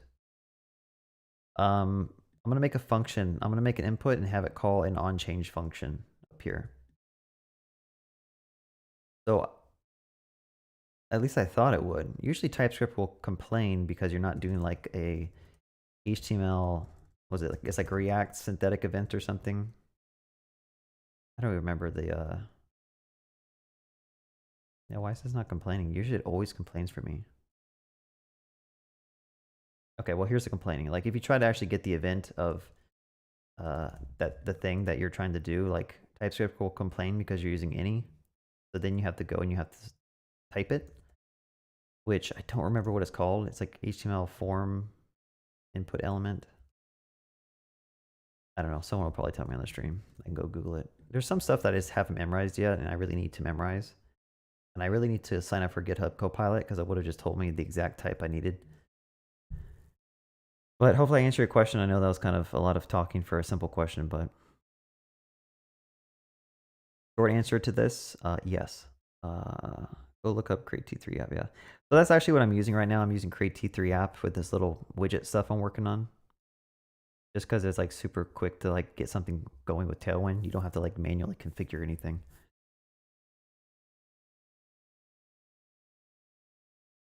Bishan says go learn Prisma, Tailwind, TypeScript, and NextAuth. I would agree. Like I think this is a great starting point for a beginner. Some of the stuff can be overwhelming, like NextAuth. It's super easy to get your auth set up with NextAuth, but you don't really know what's going on behind the scenes. Like you might be kind of confused. But yeah, I mean, obviously, one thing I'm seeing a lot of issues with is people don't know JavaScript and they're trying to write React. Like I've had people ask me questions like, I'm not trying to bash on anybody. I'm just trying to be realistic. If you don't know JavaScript, don't use React, right? I had someone ask me like, what this does. Okay, so I'm gonna say response key hello. Like someone asked me what this means in JavaScript, and they're already full on using React, trying to build out a component and stuff, or trying to build out a full page in React. And let me not be a gatekeeper or anything, but you really need to know more about JavaScript before you dive into React, because this is a really basic JavaScript thing that you'll learn in any type of JavaScript tutorial of how to dynamically like set things in an object. So that's just a red flag to me. But I apologize if I offended you, and that was if you're in the stream and that's someone who is actually watching me who asked me that question. But if you don't know vanilla JavaScript pretty well, I would not start learning Vue or React or Svelte or anything. I would just learn how to do JavaScript well, or you're going to be struggling really hard.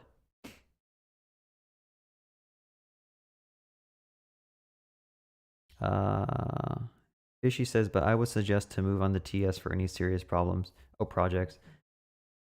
Yeah, I mean, even on this comment, like you can still just start with TypeScript if you want to, but just make sure you understand like the lower level things of how JavaScript works and like all the different functionalities you can do and features that are a part of ES6 and stuff. What's up, Mimo? Dropping by and saying hi from my bed. Not totally this time. Wow, you're changing it up. Change of scenery, huh? Taking that Tailwind booty. Yep, I'm trying to learn a little bit more about Tailwind.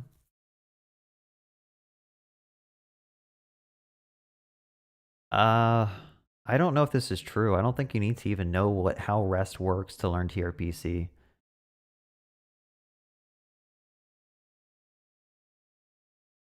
I'm not sure what this comment was about. Developer spook. That's a nice Amazon component. Oh, like you think you see something on Amazon Web Services or something? Um, okay, dang, there's a lot of comments. All right, I'll try to catch up.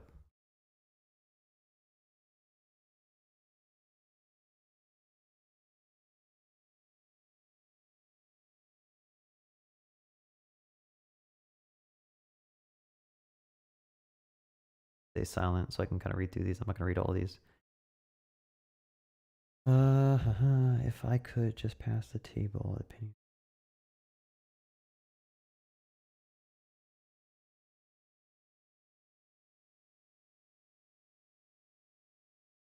Yeah, Abdul, I made a YouTube short this morning. I published it. I just need to go back and check to make sure I did it properly. There's like certain things that you have to do to make sure YouTube actually recognizes that it's a YouTube short.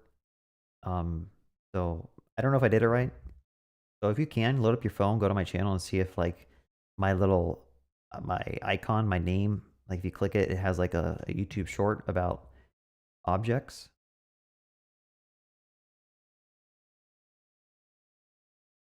Oh, Fishy says, if I just do it directly on it. Let me try that real quick. So if he's saying I could have gotten the information about on change. Don't know how true this is, like this.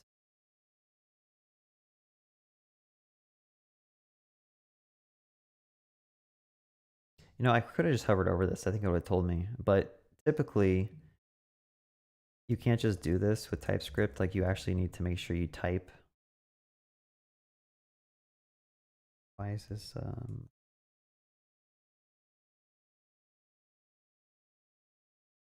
Yeah, so definitely help. Thank you for that comment. He's basically saying, like, you can know what type this is. If you just put it inline here, it'll work. But for some reason, if you do, like, const on change up here, TypeScript isn't smart enough to, like, infer what that type is. So you actually have to go and manually put it here. And then you can actually call on change. So it's like a little bit extra overhead, but it's probably good not to have just functions defined down here, instead define them somewhere higher up. But yeah, I think this is the component I was looking for. I always forget what the name of this is. React.changeEvent, and you pass it your generic type. And I think there's like HTML input element. I think form element is another one if you're doing like on submit.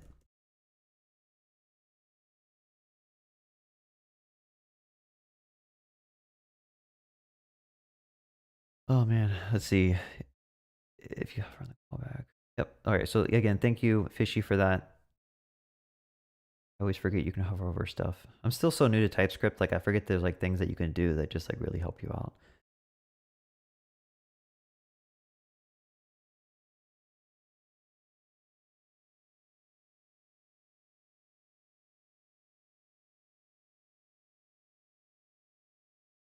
I'm not sure I understand this one. The issue with starting with TypeScript in my mind are things like the type of operator.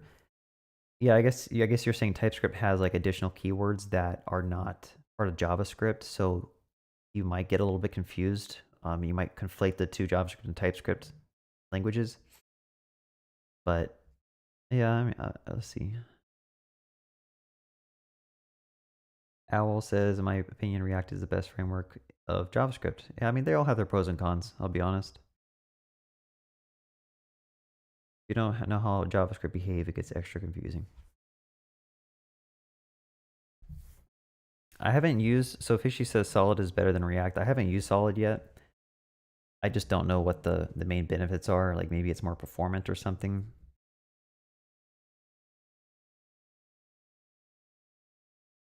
Something to note.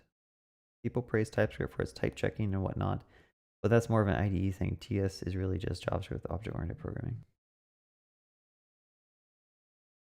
Um, kind of is an IDE thing, but like you don't even need an IDE to like compile your project, right? If like if I was using Vim or something, when I do npm run build, TypeScript's still going to run through and like tell me when I'm doing something wrong.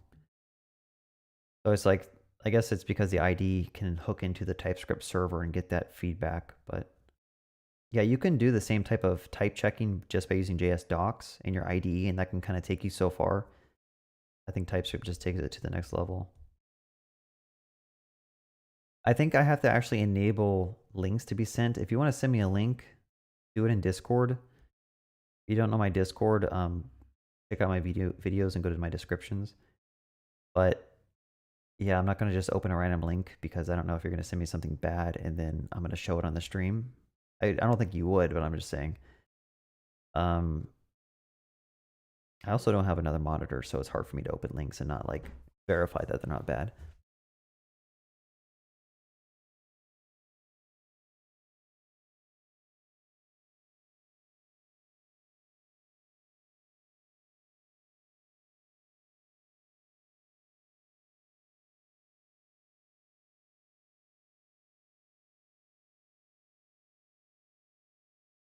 I'm just trying to get caught up, y'all. So sorry for the dead air and the silence.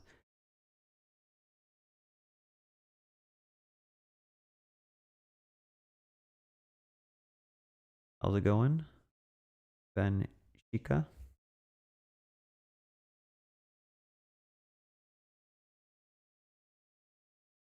Oh, my sound's low. I think I'm starting to mumble talk and not really talk loud. So let me kind of speak up a little bit. Or I could turn up my my mic if you think the sound's not low. Yeah, my name's Cody. Let's see. Ishan asks, what kind of tech stack do you normally use? At work, I'm using React with Node.js on the back end. We use a state management library called Cerebral.js, and we use Sass for styling. And then we use USWDS, which is a design system for United States like applications, kind of. So like they have a bunch of CSS components and stuff like that that you can have drop downs all look the same, so that if you go to a government website, most of these government websites follow the exact same styling. But then for the back end, I'm using a lot of Amazon stuff. I'm using like Lambdas. I'm using Amazon DynamoDB from our database. Elasticsearch for storing a bunch of documents so people can search over them via their contents. So like if someone were to upload a PDF that has like 100 pages in it, we have a feature where someone can type in like a keyword or sentence. It'll search through all those like million PDFs and find the ones that actually have that text you're kind of curious about.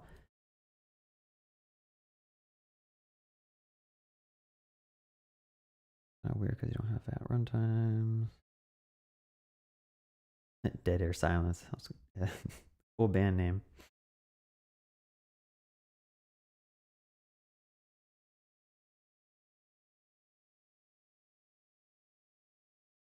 Is that better? I turned up my mic just a little bit.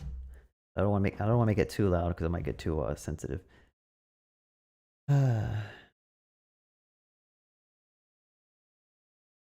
YouTube short probably has to be uploaded from mobile. I'll give that a shot. Maybe I'll take that video down and try it again because I wanted to give it a shot and start doing some more YouTube shorts. I think I could drive some more traffic to my channel. You have a design library in the US. I can't even get a list of regions of my country via normal good old API. Yeah, I mean they're trying to get serious about like having all government websites be of higher quality and standard, because I think in the past that you bid on projects, random companies will win the bids and then just start building out these sites with whatever they want. And then you have like all these random sites created for like the federal government, but that all look different. And it's really hard for like users of the system to have to jump around between all these differently designed sites. So it's nice to have like a simple design system that everyone uses. Yeah, let us. Is there any other component? Someone mentioned something cool. I thought tabs. Someone mentioned tabs. So let's try that. Let me check my phone real quick.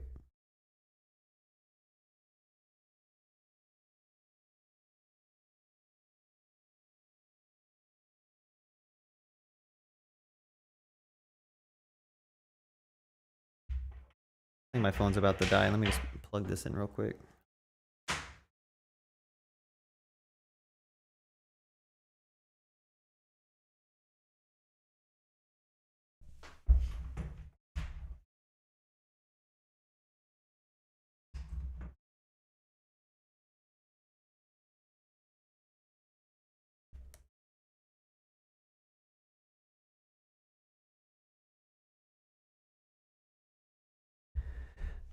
All right.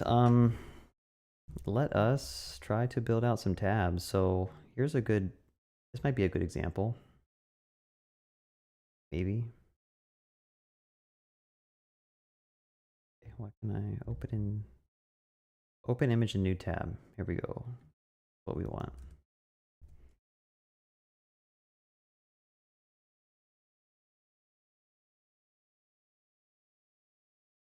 This seem like a good thing to build, y'all? Do you guys want to see us build like a tab component?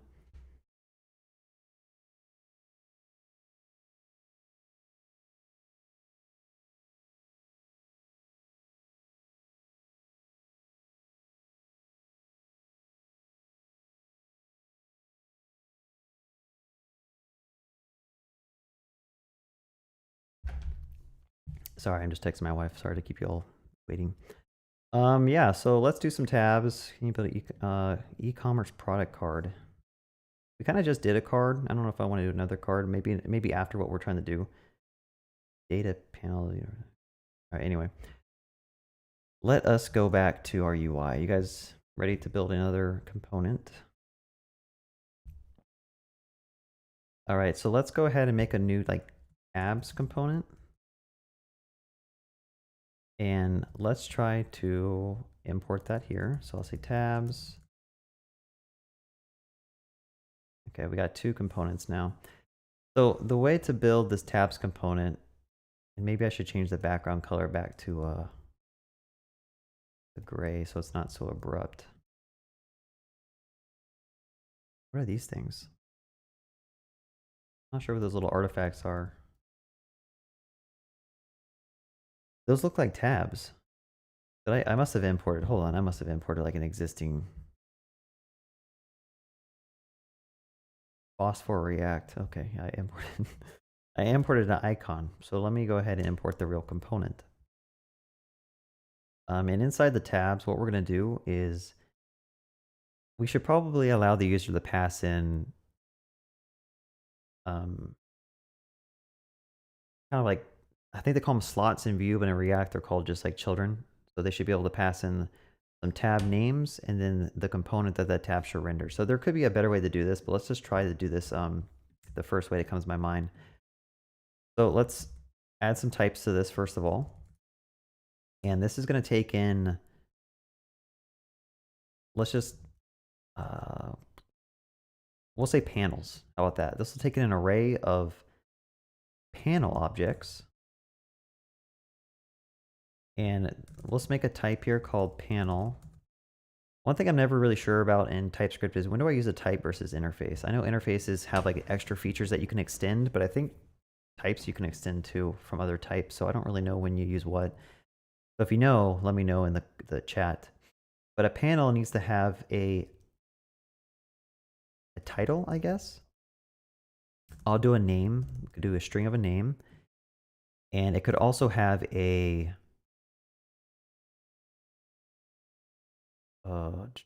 component, I guess. I'll just make that a functional component. We're just gonna, play around with this and see if we can get a good thing going. So first of all, let's see if we can loop over all the panels and just display like that top tab stuff, right?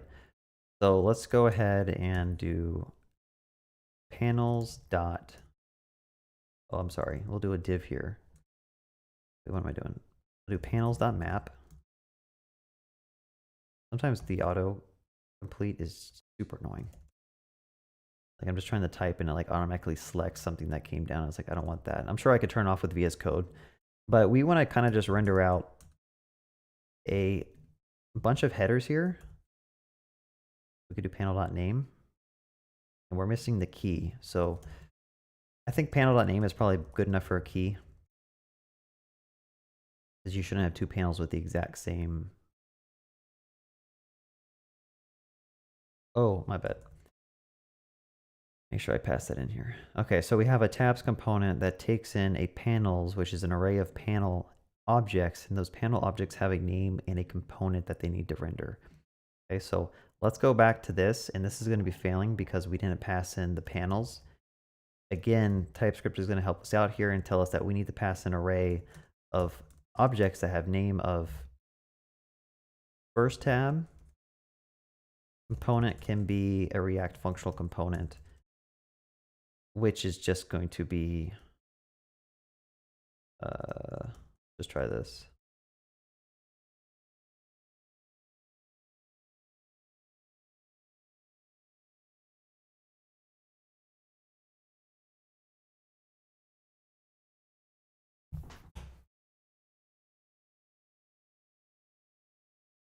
Element is not assignable, so I think I need to like, maybe I need to do this.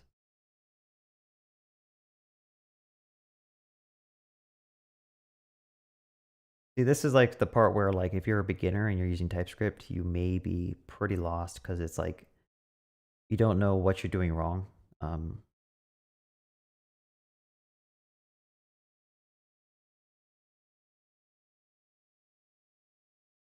Like I know I could fix this with an any probably, and that'll work, but I want to make this proper. So like you want to make this function actually be functional component, and it tells us type of that is not assignable to type of functional component with an empty object. So it's like I'm missing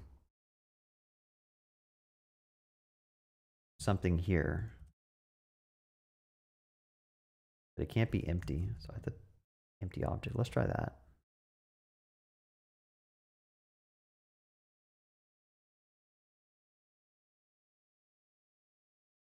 Anyone know? Let's go to chat. Let's see. All right. Web dev. Oh, Ambition says I wanted to ask, do you have like a fixed schedule of when you would stream? So far, I've been doing it Saturday mornings. I'm just gonna try to stick to that until like if that changes, I might have to change it to Sunday mornings or something. But yeah, I think it'd be cool to do like every week, just do a stream at a certain time. You can't extend a class with a type. Okay, so that's the main thing. Like I guess interfaces allow you to extend them from classes. I don't really like, yeah, I try to avoid classes at all costs. Like if I have code that has a this keyword, that's a red flag to me. But some people really love object-oriented programming. I just don't. Views, Java, blah, blah, blah. You don't need to specify that it is a FC. Doesn't infer the generic from the parameter. All right, help me understand this. Again, I'm a TypeScript noob, so like Lucas is saying you don't need to specify that it is an FC. But in which component? Index? Like I don't need to say that this is a functional component. It just implies it. Because it's JSX that I'm returning. If I was returning 1, it doesn't. Oh, okay, that makes sense. So just a lesson to anyone who's a noob at TypeScript like me. TypeScript looks through your functions and like looks at what you're returning, and it'll kind of automatically kind of assume a certain type. So if you hover over, I think this function, it'll say, will it give me IntelliSense? Right here, it says this is a function that returns a number, right? But the component that we're trying to require is a functional component. In fact, I don't know if I need to put the curlies there. But thank you so much, chat. They basically told me that like when you actually return some JSX though, TypeScript is going to infer that, okay, what I'm actually trying to return here is a functional React component, right? It's returning a JSX.element. So I think this all works because of how TypeScript infers stuff. So I learned something new. That was cool. But the idea is, let's just try to focus back on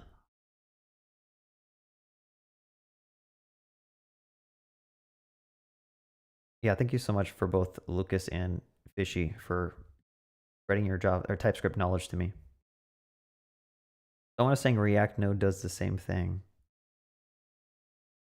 I haven't used React Node before. Maybe it'll do the same thing. But let's try to style this tab. So this looks like it's a rectangle with border left, top, bottom. and no border bottom. So let's try to at least style that. So class name border rounded border top. Well, how do you do border top? Like you can change the color of stuff. Oh yeah, here it is. Border top gray of 400. So I think I need to kind of do the same approach for everything. Border top, border left, border right, border bottom 0. Let's see.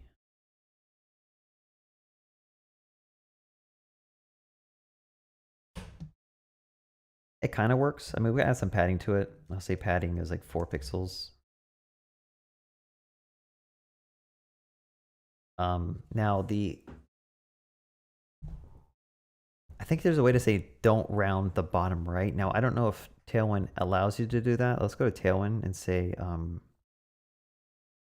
sorry, I just don't like this dark mode. It's just so hard for me to see it with my eyes. Is there a way to switch this? There we go. This is so much more readable. I think the other one might have some type of contrast issues, at least for me. So let's go ahead and find a rounded. So what I want to do is I want to like not, oh, here it is. Rounded top LG. And this is why Tailwind is also pretty cool, because they already have like something that does exactly what we want. Pretty awesome. The issue with this is expanding to the full width of the page because I think we use a div. So I think we need to give it like a relative, or no, we need to give it like display inline block maybe. There we go. I'm zoomed in a lot, so it looks kind of strange, but yeah, there we go. So if we were to, for example, add in multiple tabs, let's just say we have 3 here. First, second, and third.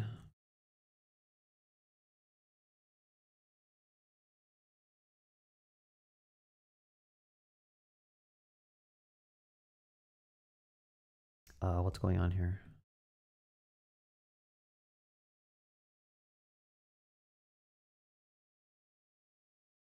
First, second, third. You all see that? Like, what's going on? I think Next got confused. It's like rendering out. Wow. That's the issue I've seen sometimes with Next, is like the hot module reloading just doesn't seem to work sometimes, or like it does weird stuff like that, where you just have to do a full hard page refresh to like fix it. But yeah, let's try to make this thing have some margin on the right so that the panels are not like butting up against each other. There we go. That's too much. Let's do 2. And I think the padding on the top is just a little much, so I'm going to reduce that as well. You know, I'm going to reduce the padding to Y, and I'm going to change this. Looks a little bit better. So the next step is, how do we actually render out the component stuff that we're passing in? So here, like, we pass an object that has name and component, but we want to dynamically display this on the page. So how do we do that? So what we could do is we could say panel.component. I believe we can just call it. No? Okay, well, we might have to do this.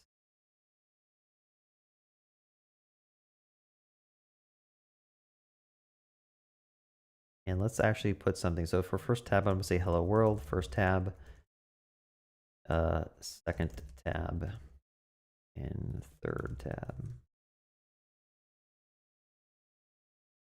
Cool. So it's displaying. I kind of displaying it in the wrong place, but as you can see, like we have a component defined inside a data structure, an array, and we're actually rendering out here. That's kind of how you can pass children in if you want. That's one approach. There's probably different ways you can do it as well. But I'm going to go ahead and move this out of this, because these are the tabs, right? So let me go ahead and just wrap this whole thing in a div.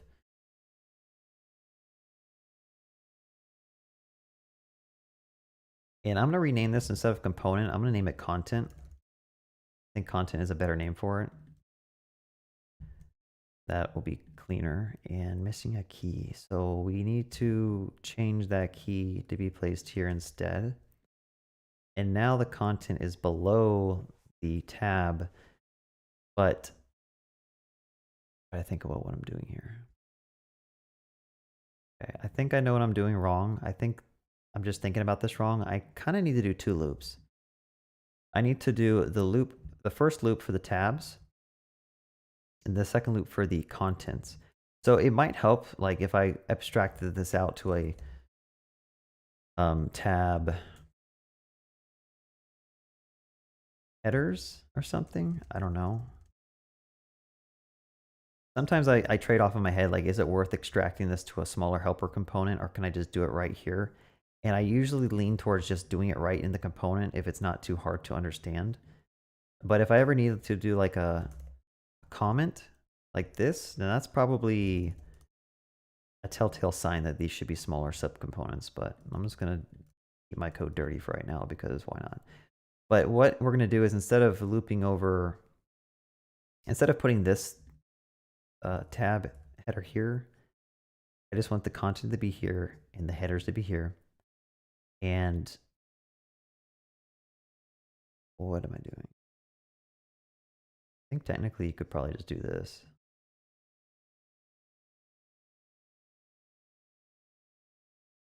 Why did I put spaces? Okay, I guess you can't do that. There might be a way to do that, but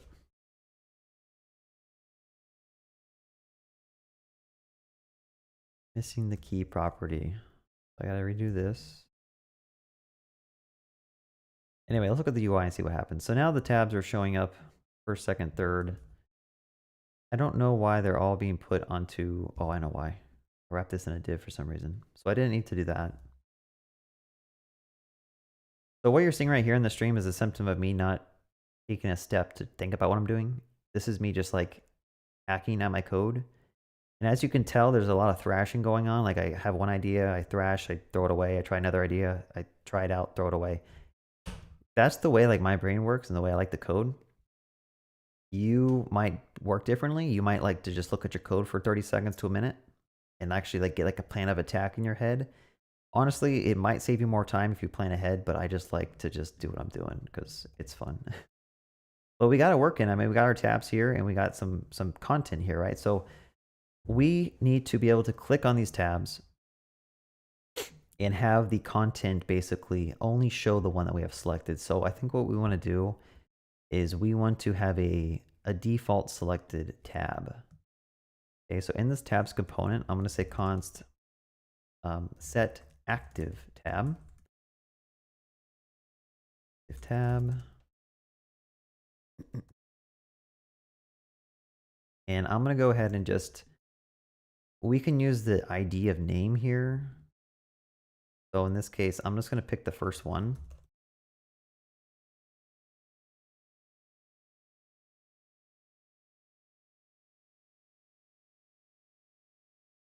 I don't know. I guess I could just pass the entire object as the active tab. That might make things a little bit cleaner. Let me go back to chat and see what I left out on.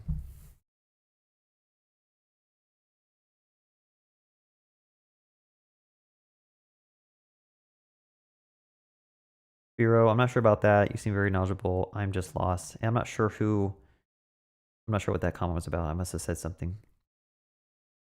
React Node is better. Lucas says React Node is better because it also accepts HTML elements. FC doesn't allow you to pass HTML elements. Okay, that's interesting. Let's try that out. So you're basically saying I could just do this and probably import it.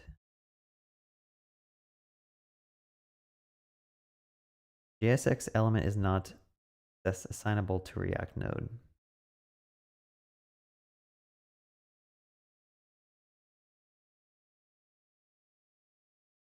So yeah, it's not working. I'm not convinced that React Node is a better solution. I mean, maybe there's just a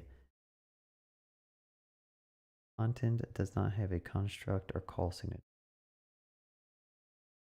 It's going to be something simple in TypeScript that I just need to do to get it working. But yeah, so far, if I change this to React Node, it just doesn't seem like it's working.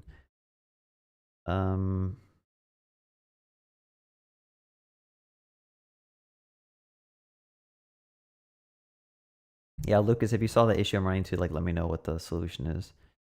I think it happens the most to hot reloading servers. Oh, it is cache.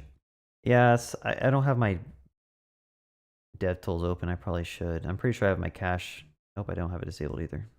I usually, so I'm on a new Mac M1 Air, brand new setup. So there's a lot of stuff that I have on my other workstation and my laptop. So I usually always keep disable cache on. Like if you're coding, never have this disabled unless you're like trying to like check caching, like how your stuff loads on the second cache hit. But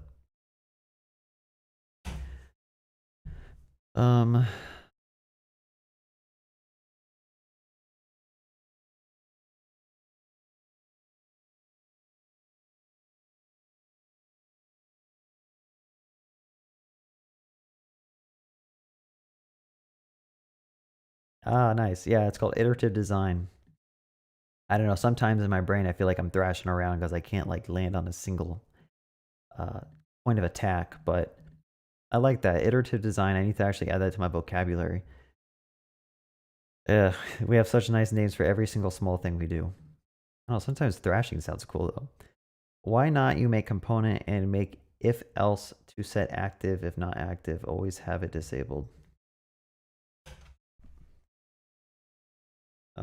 Give me 1 second. Let me check my phone.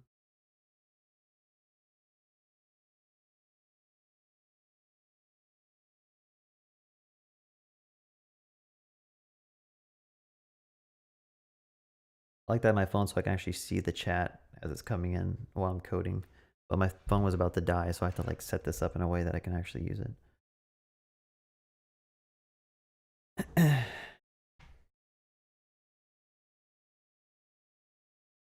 All right, so going back to working on these tabs.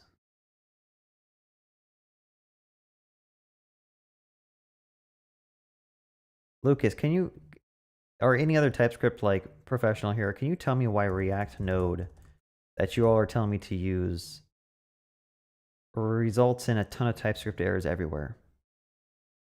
I was under the impression that I could easily just swap this out with React Node and it would just work. But it just doesn't. So I want to believe you all that React Node is a better approach, but it doesn't seem to work out of the box with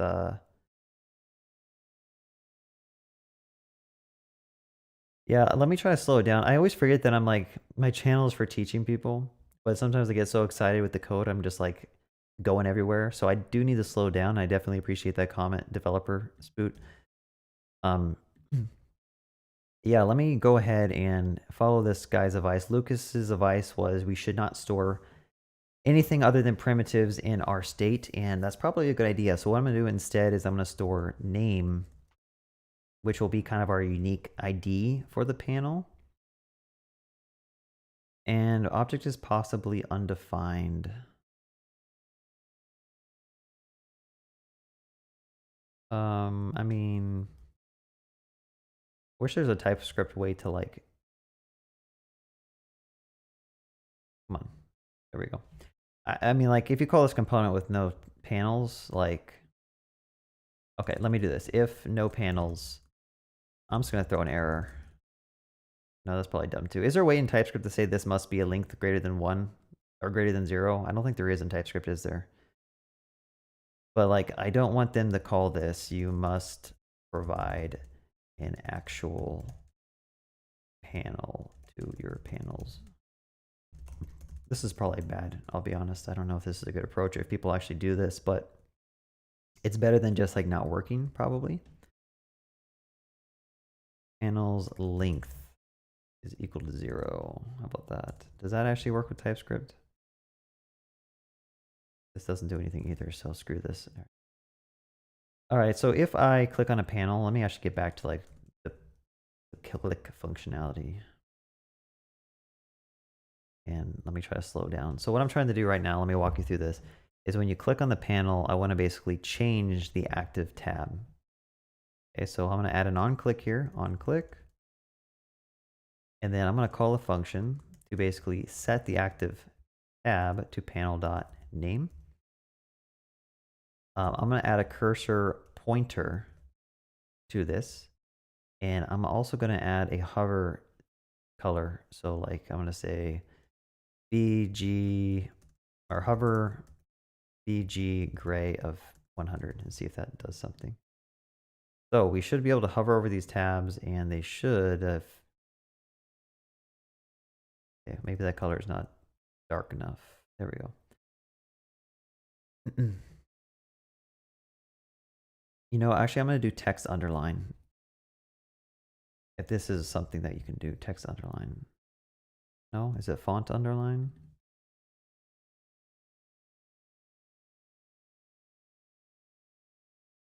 Okay. Yeah, I'm working on this. I'm going to commit my stuff to a public repo here, so you're welcome to go and check it out for the other components we have built. But I'm trying to figure out how to underline some text in Tailwind. I don't even remember how to do that. It's called underline. Is that right?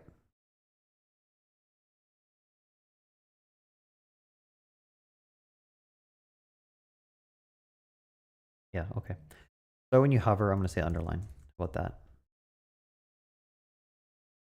All right, so you hover over it, you got the underline, you click it. I want to make the active tab bold, okay? So I need to use that React state to know which tab is actually active, and I'm going to bold the text so it looks like this.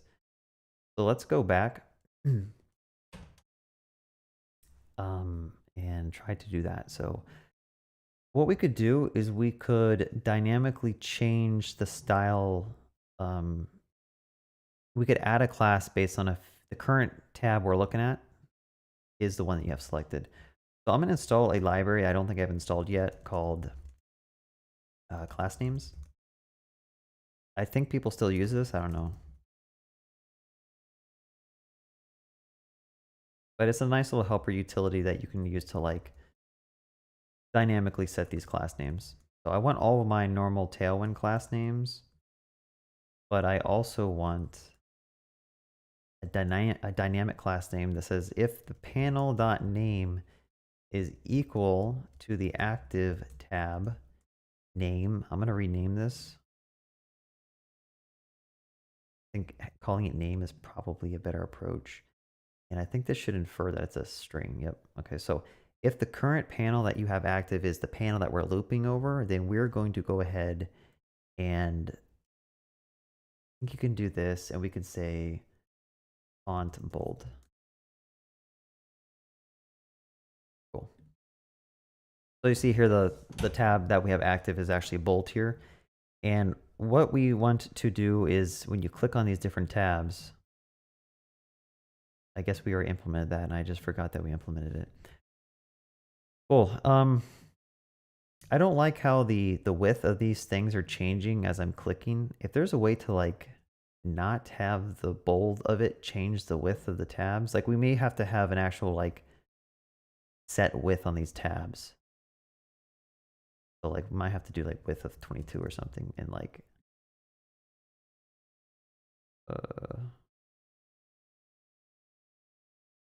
width of 24. Is that too small? That's probably too small. 28. Too small.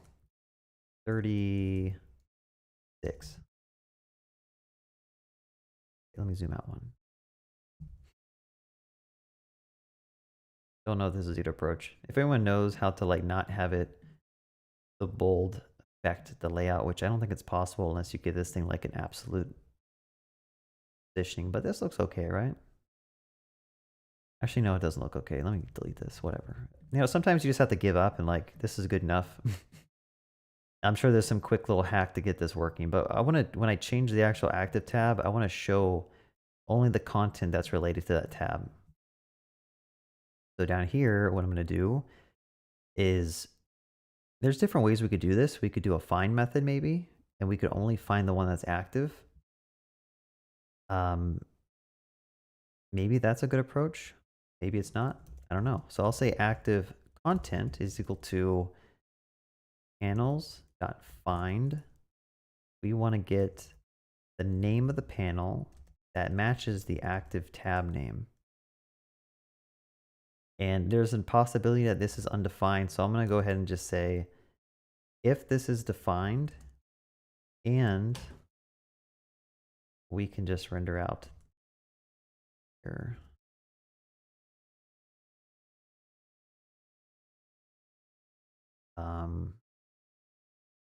Oh yeah, active content. So this actually, we actually want this to be the active content. So I'm gonna go ahead and say active content like this. And then I'm gonna say content. And I'm gonna go ahead and just do this.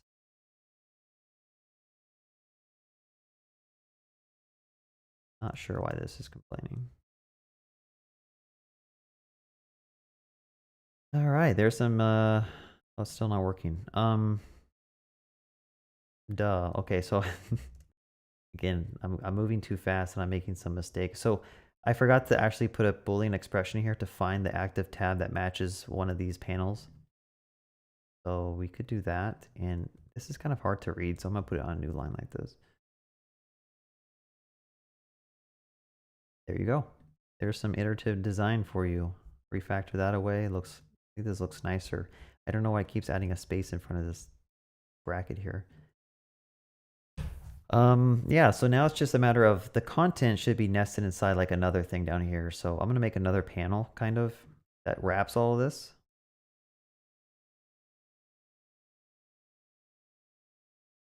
And we're gonna go ahead and just put a class name here. I'll give it some padding. I'll just do like adding a 4, and then we can do some border. Is there a different? I don't want large. I want border small. How about that? And let's copy a majority of these things. We're just got to change it a little bit. So like we need to, instead of doing border top, we'll do border bottom. And then border top needs to be the 0.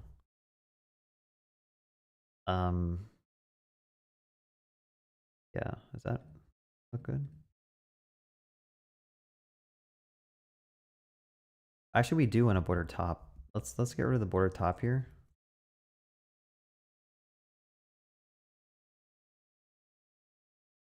I feel like I'm doing something hacky with these borders. Yeah, I think there's probably an easier way to do this. In fact, there probably is. I could just say border gray 400 and just get rid of all this stuff, right? Like we don't need to do all the extra weird stuff. So we're almost there. I think the one issue is that this tab should probably have a border white at the bottom. So it looks like one continuous thing.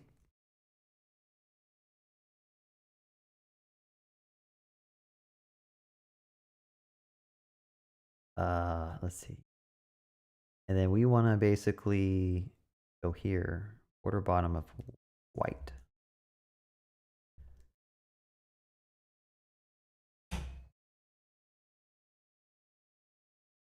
Gotta get up and close to see what's going on here. I think we need to like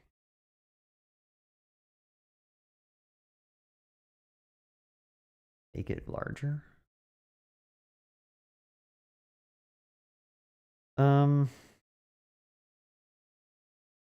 Okay, let me try a different approach. Instead of adding border to the bottom, because that's actually changing like the layout of my page, I'm gonna actually make all the tabs be relative position and just move them down. Or I can make the content be relative position and move it up. Right, so there's different approaches. If I make this relative, and then I say top of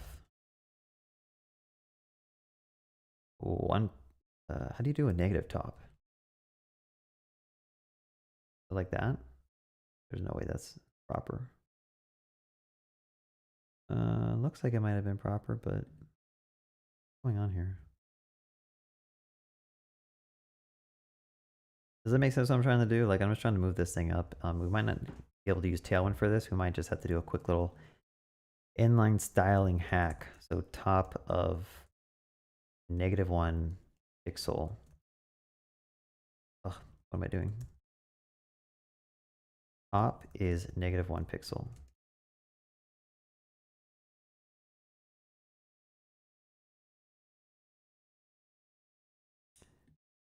Okay, I need to probably put Z index. So let me just keep on playing around with like styling here, but I think what I'm trying to do, in fact, I don't know why I'm doing this directly in the thing. I just do it here.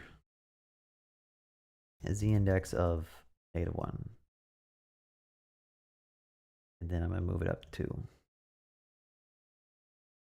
I'll move it up 3,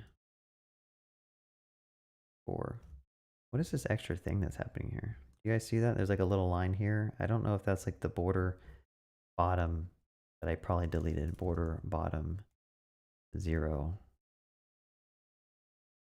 Let me try to just do this real quick. Yeah, let me put the style here.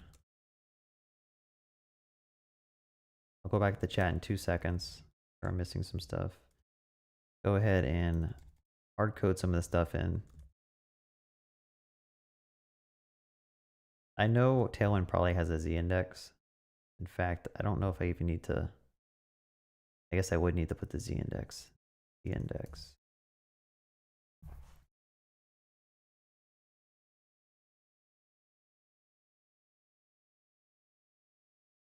All right, so I think maybe I should put the z on this whole thing here. Z of 10. So I'll put the tabs above the panel, and then I'll move the panel up by -1. And I'm assuming this might work. No.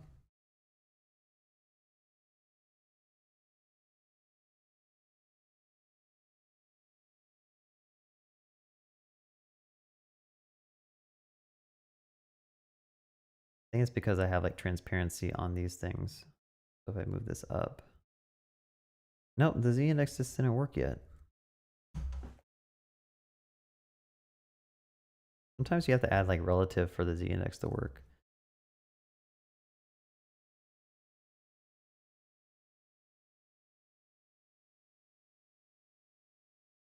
All right, I don't know what's going on. If anyone knows, like let me know.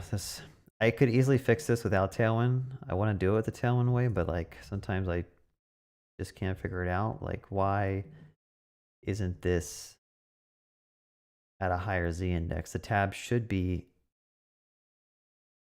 Oh, I know why. It's because I'm adding it to the wrong thing. I need to add it here. I think I need to add this z index of 10.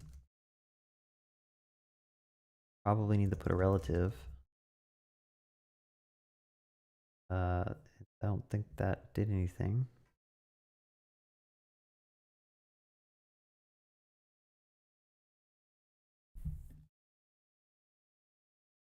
All right, that did it. I think I just need to give these things some background color. In fact, I think the tabs in the panel should be white. So I'm going to say BG white on the tabs, and I'm also going to say BG white on the panel or the content. And then we are going to, oh, I think we fixed it. Kind of.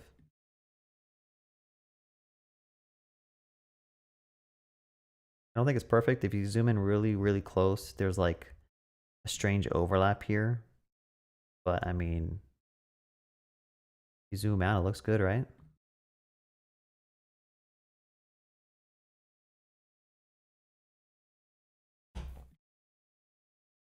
Yep, background color on my panel. Yeah, I wish I kind of thought about that. Let me commit what I have real quick in case anyone wants to like also pull this code and just play around with it.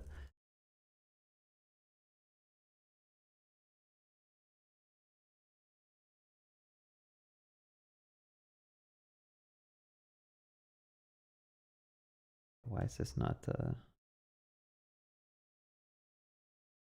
okay. Package lock, I installed last names, action drop down, alt text, tabs.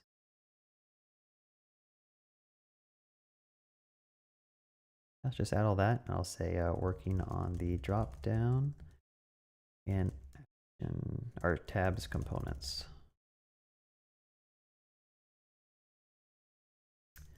Although I'm not sure why I said publish branch. Usually just says sync changes. Let me make sure that stuff happened. All right, it's 11 seconds ago. So yeah, this is the repo where all this code is found. Actually, it's in the chat if you look up, but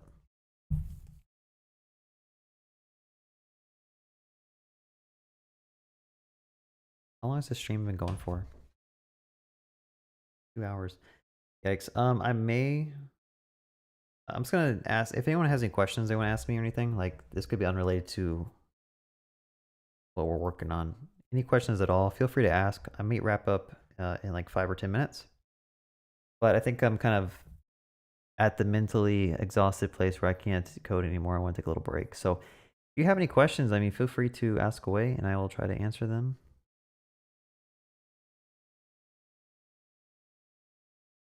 And while you guys think of any questions, let me go back to if anyone answered my question about React Node. Upload the latest code when possible to see the React.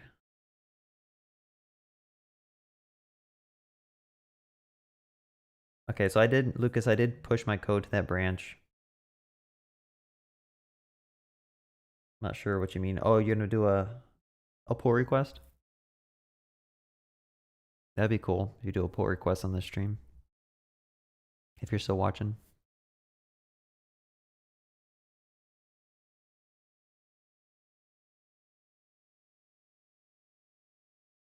Something in my eye. You guys ever get like an eyelash in your eye and it just like keeps poking your eyeball and you're like can't get it out? That's my life right now. What coffee do I prefer in coding breaks? I just normal coffee, I guess. Like sometimes I'll go to Starbucks and I'll get a nitro cold brew with sweet cream.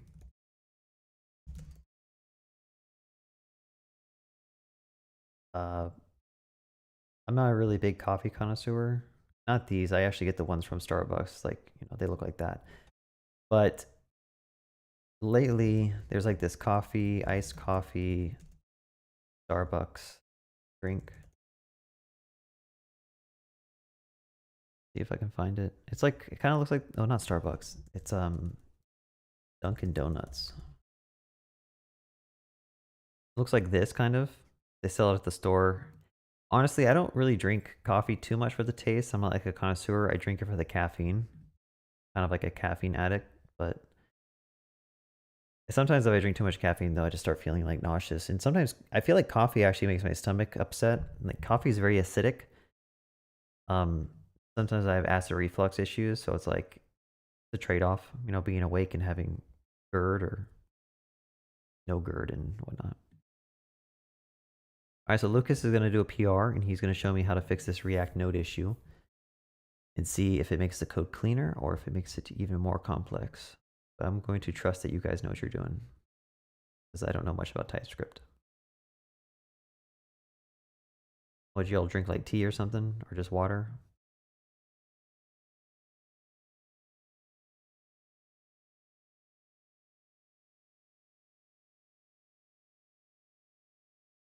One thing I want to kind of get better at is like layout.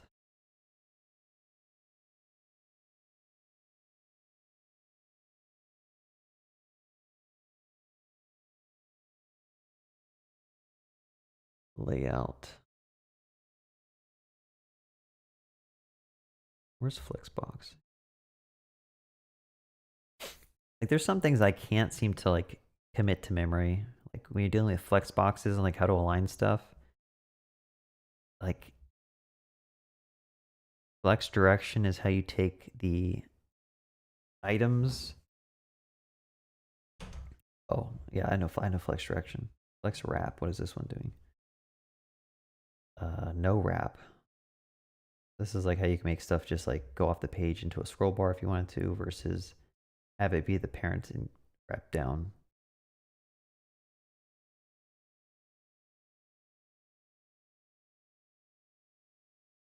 Yeah, sometimes I'll do some green tea or black tea as well.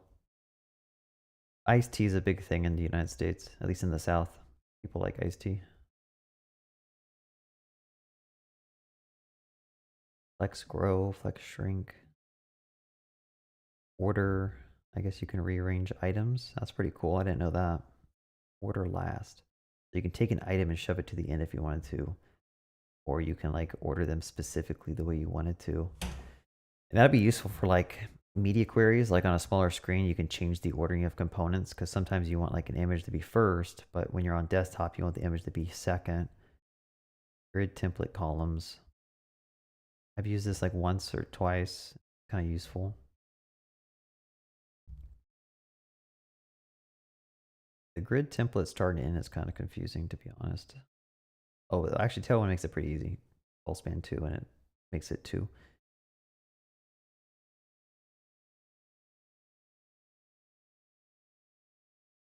Hmm. What's up, Alavar?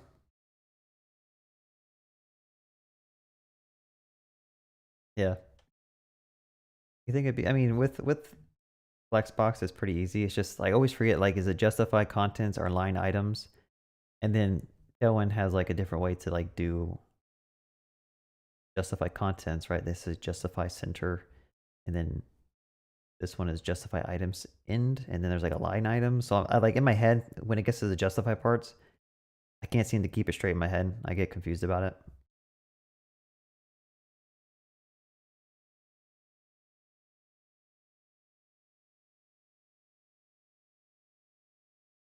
I sacrificed my dog, put her on a pentagram, and train her that way in Starbucks.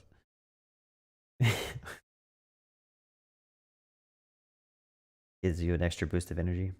Yeah, energy drinks, I kind of stopped drinking them. They're just, they're like filled with so much like unhealthy stuff.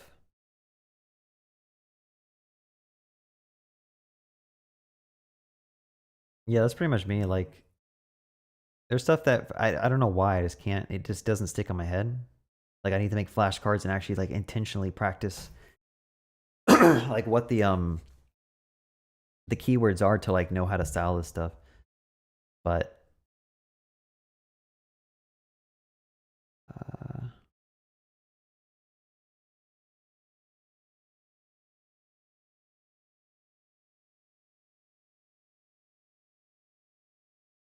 what is this hack? A simple way to get around the text shift on hover with bold is to use hover text shadow.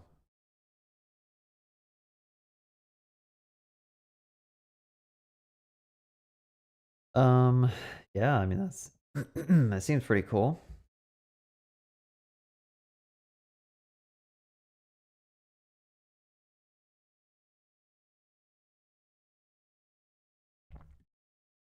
I don't know why you'd be getting a use context error.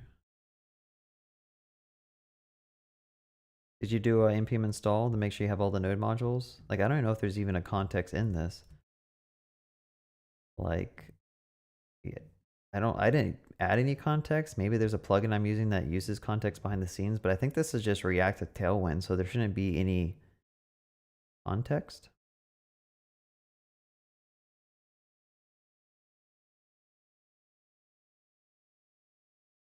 Use hover. How do I do this?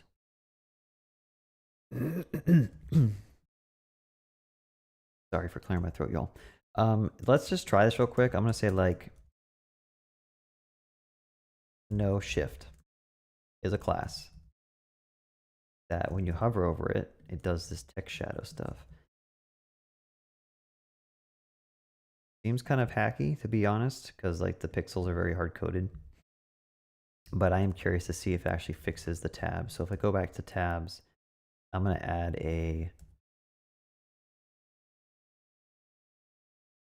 I'll do this. I kind of wonder, can you do this in Tailwind? I mean, can you do this with the class names library? Can you like return an array of things? That might be interesting if that actually works.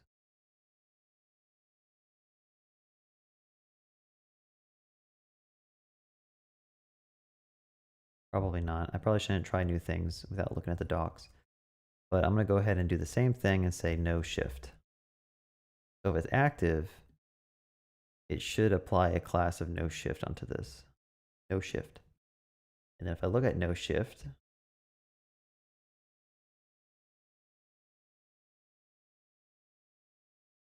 it even being applied? It might be because I'm applying it last. I might need to apply this before my other classes and the way the cascade is working. No shift is first. Why is no shift not showing up here?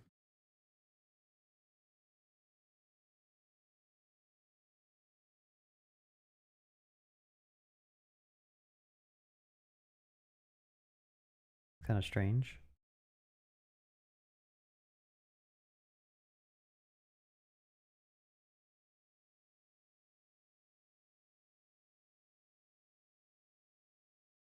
Well, it's like, I know you said to remove bold, but like you think, oh,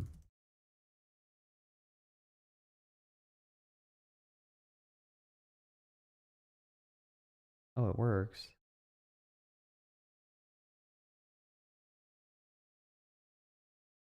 Oh, okay, hold on. Let me do this.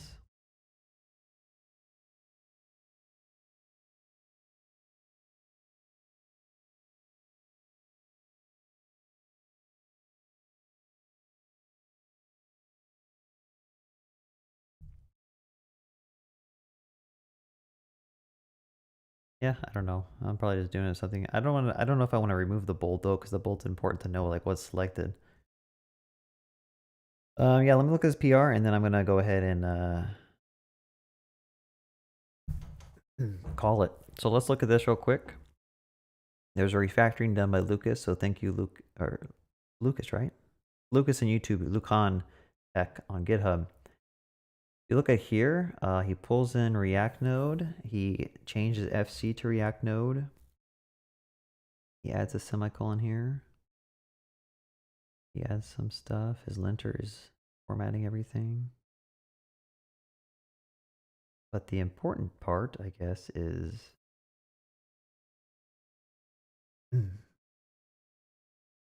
okay, gotcha. Yeah, so I guess wait, why is that working for you? It wasn't working for me. Okay, this was a trick. You have to like do a self-executing function. Okay.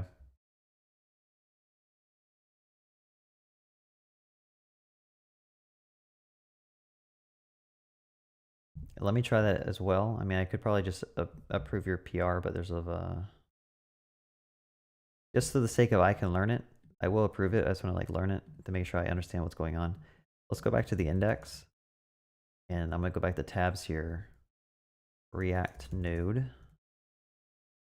and then if I go, how did you do the active content though? Delete it. Yeah, so I don't know. Like, is this just more of like a personal preference? If you want it to be interpreted like this,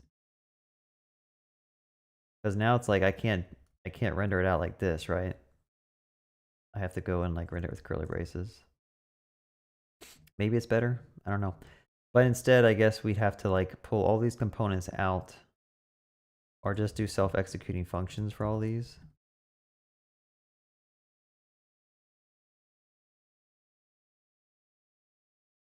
And that'll make it work. I'll go read up on that more. I'll Google that React Node. I'm not convinced. I like the styling of it better. Like the fact that it forces you to do this self-executing function if I just want an inline thing. Otherwise, I'd have to go and actually make like a component at the top. Second tab. Like I'd have to make 3 different second tab functions.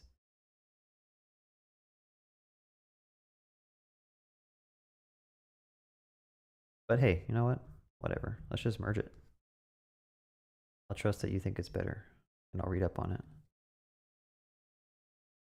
Go ahead and pull that. Well, let me stash everything first, and then I'm going to pull. There I have all those code changes. Pretty cool. All right, y'all. So if you guys enjoyed watching this stream, be sure to give me a thumbs up. Give me a bunch of money in super chat, and be sure to subscribe to my channel and join my Discord if you want to talk to me directly or ask me questions. Hope you guys learned something about making these little components. And again, the code is located at this URL. Read the PR description. Oh, my bad. Let me go back.